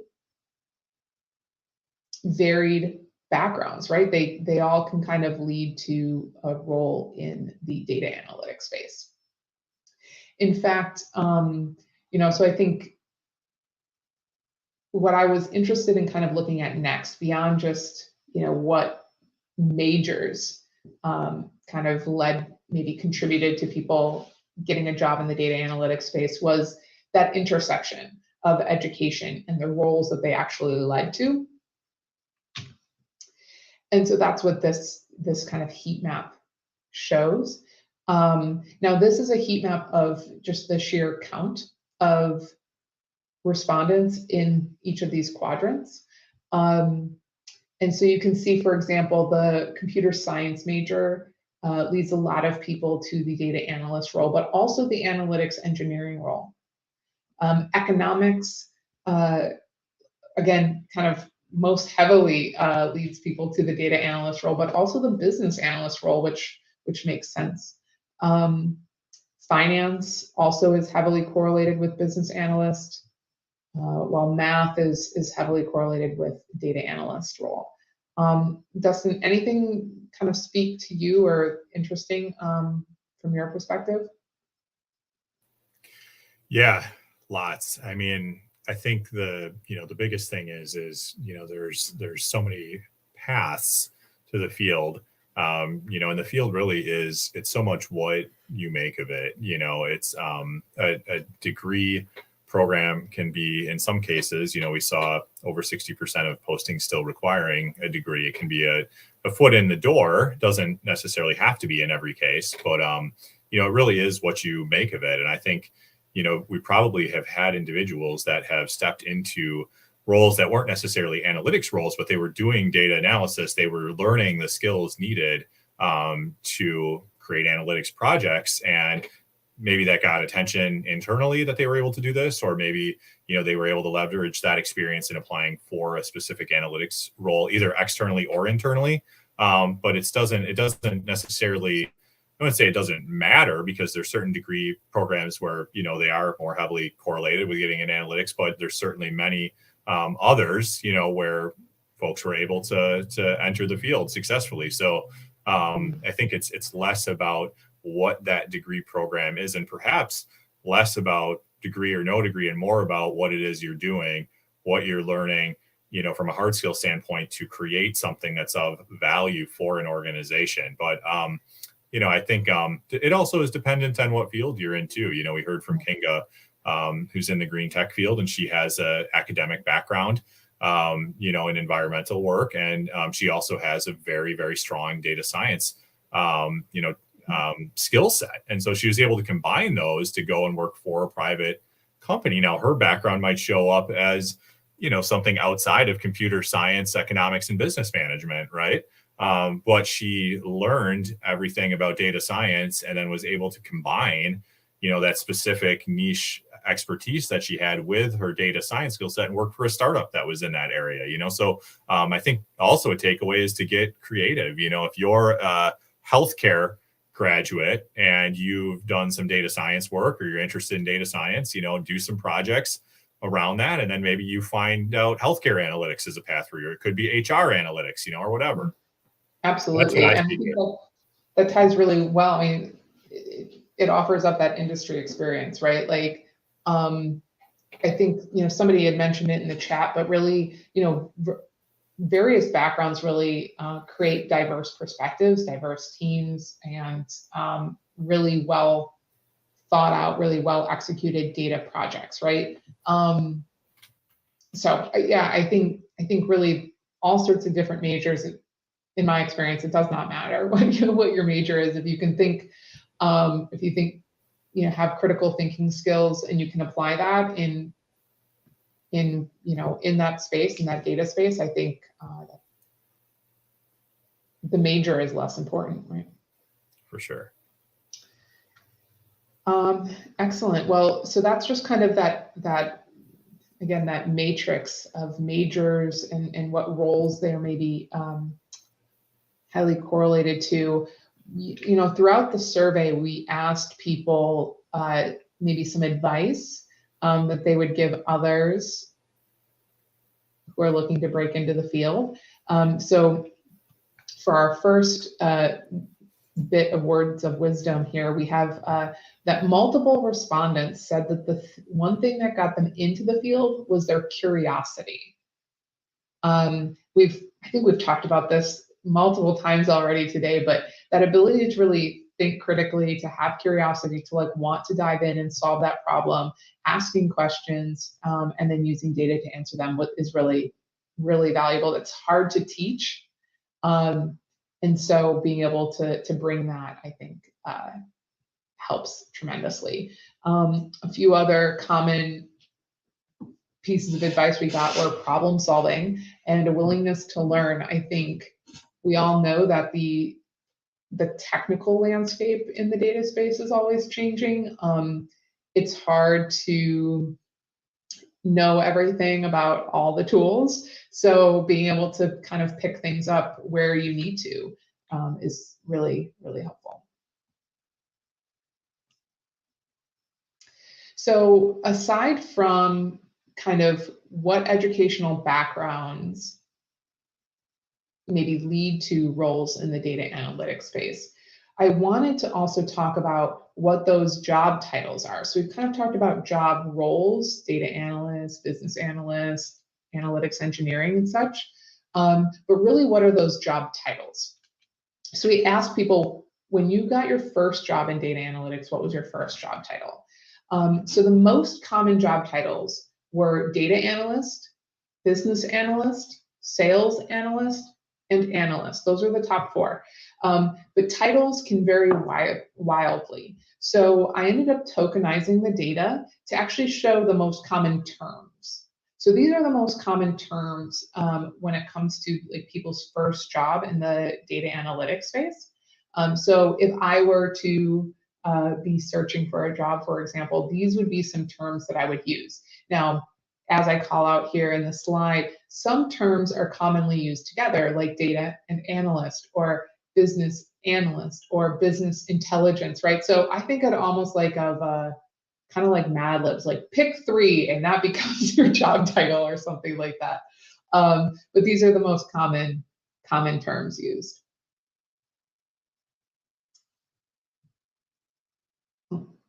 You're muted, Dustin, and I think we all want to know what you want to say. Oh, gosh. It was only the second time in 3 hours. So I think, if you're looking for jobs, this is amazing insight in terms of the keywords to use in that job search, So I really like this insight. I also, Brandy, if you don't mind, I thought there was actually an interesting question that came up that's very relevant to this. And so it's, what's the difference between business analysts and data analysts, and is there one? Yeah, it's a great question. Now, my experience, so I'm only going to speak from my perspective, but I feel like the field of data analytics has many maybe specialties, or a role will focus on a different area or different skill set, but they tend to overlap, kind of like a Venn diagram. And so one role can kind of start to blend into another. But in my experience, a business analyst, it has more like business knowledge. Maybe you have more industry experience. You're a little less on the technical skills, but you can, maybe you're like a data power user and embedded on a business team, for example. I think of that kind of as like a business analyst. You've got a little bit of the technical skills and a lot of that industry or business knowledge. A data analyst is probably the inverse of that.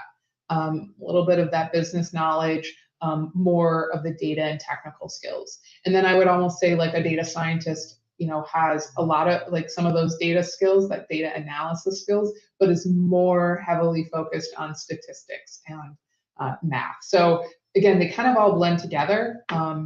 It's sometimes difficult to discern where that line is, but that's my interpretation. What do you think, Dustin? I did unmute myself. No, I agree. And also, there's some good feedback in the chat here. I wanted to pull up Christian's statement. Business analysts can be more general or focused on creating systems analysis for agile workflows. So an example there. So yeah, no, I agree. Excellent. Well, let's keep going because we've got about 7 minutes left and I have more insights to uncover and share. Yes, we definitely want to see them. Yeah, so aside from job titles, let's talk about job skills. So again, for that first job, the top 10 skills, no surprise, Excel tops the list, followed by SQL. So again, this is tokenized data, but SQL and Excel are fundamental to the field of data and analytics. The ability to understand, visualize, and communicate also makes it into the top 10 along with Power BI and Tableau. Brandy, if I could just interject one thing, I think it's interesting when you see Excel on top. We didn't see Excel as listed as much in like the management level roles and the more senior roles for analytics, but yet you see that it pops. Oh, I'm sorry. You know what? This is for entry only. So this actually completely aligns with what I put forward, except for the fact that Excel was number 2. The only thing that I think of is that perhaps Excel is actually being utilized even more so than folks are thinking when they're putting position descriptions together, or maybe they're just thinking of it as a table stakes skill because it looks like it appears more prominently in the survey results than in the job postings themselves. Exactly. I feel like Excel is kind of like one of those terms that you don't put on your resume anymore. Like it's kind of expected, right? Yeah, and Brandy, sorry, just Will said where is Python? Wanted to emphasize that I made this mistake that looking at entry jobs only from the survey, right? Well, exactly. These are only like first jobs in the data analytics space, what skills are needed. And actually, I was just about to say, these are the top 10 skills. And what I thought was really important to highlight here is actually what we don't see might be just as useful as what we do see. Python and R are not listed as an entry level skill. Predictive modeling, machine learning, they're not in this top 10 list. Python comes in at number 22 and R comes in at 69. So while extremely valuable skills to have, they're not necessarily a requirement for getting that first job. So exactly. And to Will's question too, it's a great question. I thought something very similar when I first looked at this, but it makes sense based upon what Brandy said there, and when you look at the data jobs report, Python are, some of these, more advanced tool skill sets didn't start to appear in job postings really until more of the senior roles. There was some mention, in some of the entry level roles, but it was more prominent in the senior roles. So, I think that this jives with that. I also think when you do see Python R more advanced, stuff appearing in the entry level roles, what might be happening is companies are just asking for everything without knowing exactly what they're going to be doing, and since those are hot skills, they're going to put them in the job postings. But now we see 20 to only 60, or they're ranked only 20 something or 69th or whatever in terms of who's actually using them. So it's materializing differently potentially when folks actually get into the role in terms of what they're using. Exactly. And I would say a data scientist or a machine learning engineer has a different set of skills. And we'll actually talk about that in a little bit. So again, these are entry level job skills across all of the roles that we kind of like surveyed. For a data analyst specifically, which I understand is still a very broad term, the list is relatively the same. The only thing that actually changes is that statistical skills are listed here. Now, one might argue that statistical skills could be synonymous with Python and R, given that they are more, they open up that possibility, right? But anyway, just something to highlight. Another piece of wisdom from our respondents, ask them what helped them excel in their role. And again, I think this, echoes some of the advice we've already heard and talked about today in our various panel discussions, but professional leadership is one of those things that helps people excel in their role. It's not a hard skill. It's not a technical skill. It is a soft skill, being able to, lead, coach, mentor people, inspire people to do the next thing or provide impact, I think is just really exciting. Efficiency and the ability to learn new things quickly also came in as common pieces of advice. So when thinking about, so aside from the entry level roles, when you start to think about where do I go next in my career, what are some common role progressions, if you will, we did ask people about that as well. So if your current role is a business analyst, what might be next for you? And so this is just kind of a little matrix to show some of those common relationships.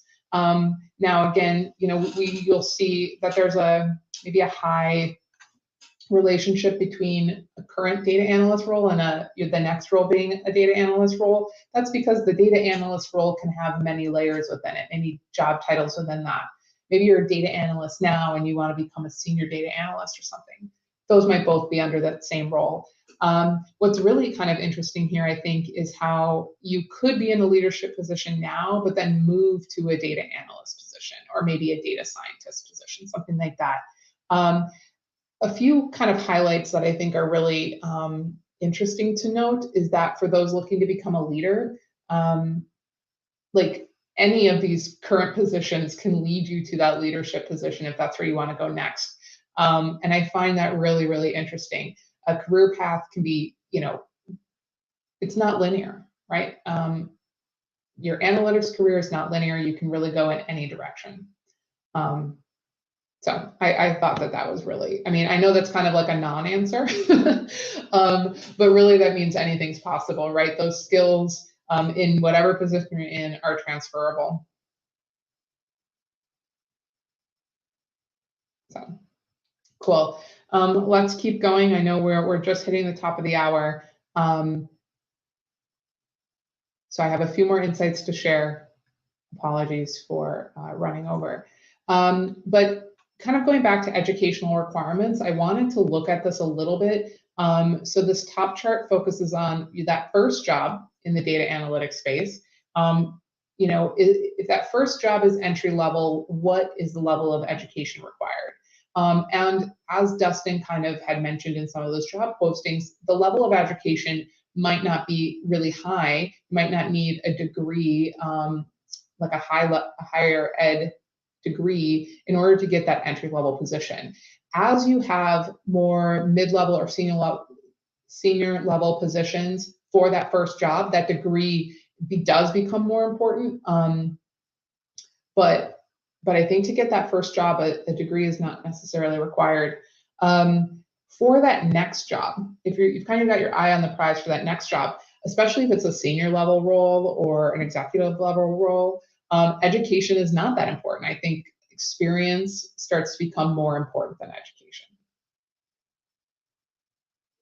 So kind of interesting. I think it's also going to depend a lot on the role themselves. For example, we've got executives having really the highest share of that doctoral degree. So it's going to depend a lot on that position. I think on whether education or experience, what that mix, that requirement's going to be. Cool. I think going back to skills, but this time not focusing on entry-level skills, but skills for different roles across any level. We asked people kind of what skills or tools maybe were most associated with certain roles. So the mix of skills looks different, yet Excel and SQL frequently top the list. For data entry roles, right, they're heavy Excel users. While business analysts uses Excel along with a data visualization tool like Tableau and SQL, data analysts uses a little bit more SQL than data viz. And an analytics engineer actually swaps their usage of SQL and Excel, with SQL becoming that tool of choice or that skill of choice. Machine learning engineers are just kind of like unlike everybody else, and they're a much heavier focus on coding languages like Python and R. So not too surprising there. Leadership roles use a mix that's very similar to kind of that data analyst role, which might be why that career progression from maybe business analyst and data analyst to leadership is like a natural fit. And I think just to kind of round it out, hopefully this is not too surprising. And again, as Dustin mentioned, we're going to share a lot of these insights on our YouTube channel, on our LinkedIn page over the coming days. But the last kind of piece, I wanted to end with a word of wisdom from those who took our survey. Multiple respondents said that the one thing that got them into their current role, networking. So yes, skills are important. Having good projects and experience is important, but finding that role, getting them that current role requires building relationships, networking, demonstrating the value of analytics, all really, really valuable components to growing your career. So that is just the summary. Again, I think this is such a rich data set. There's definitely more nuggets of insight to uncover. So I'm sure I'll be doing more of that, but these were the highlights.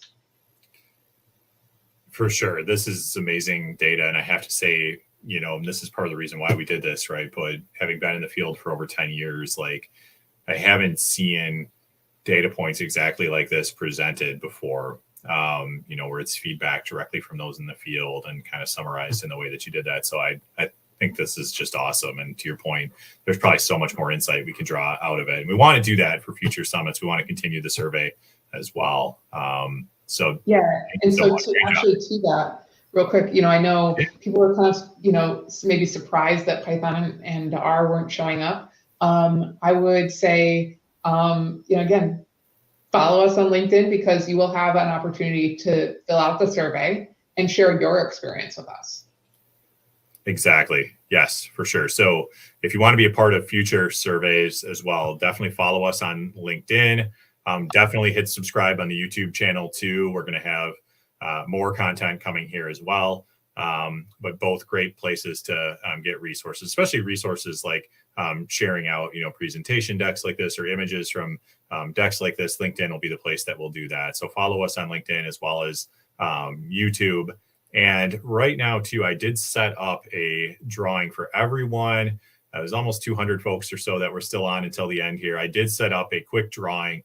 What we are going to do is we're actually going to do a drawing for everyone that's in the chat that made it all the way to the end. Storytelling with Data. We're going to give out one copy of this book. So I've got a copy here, brand new.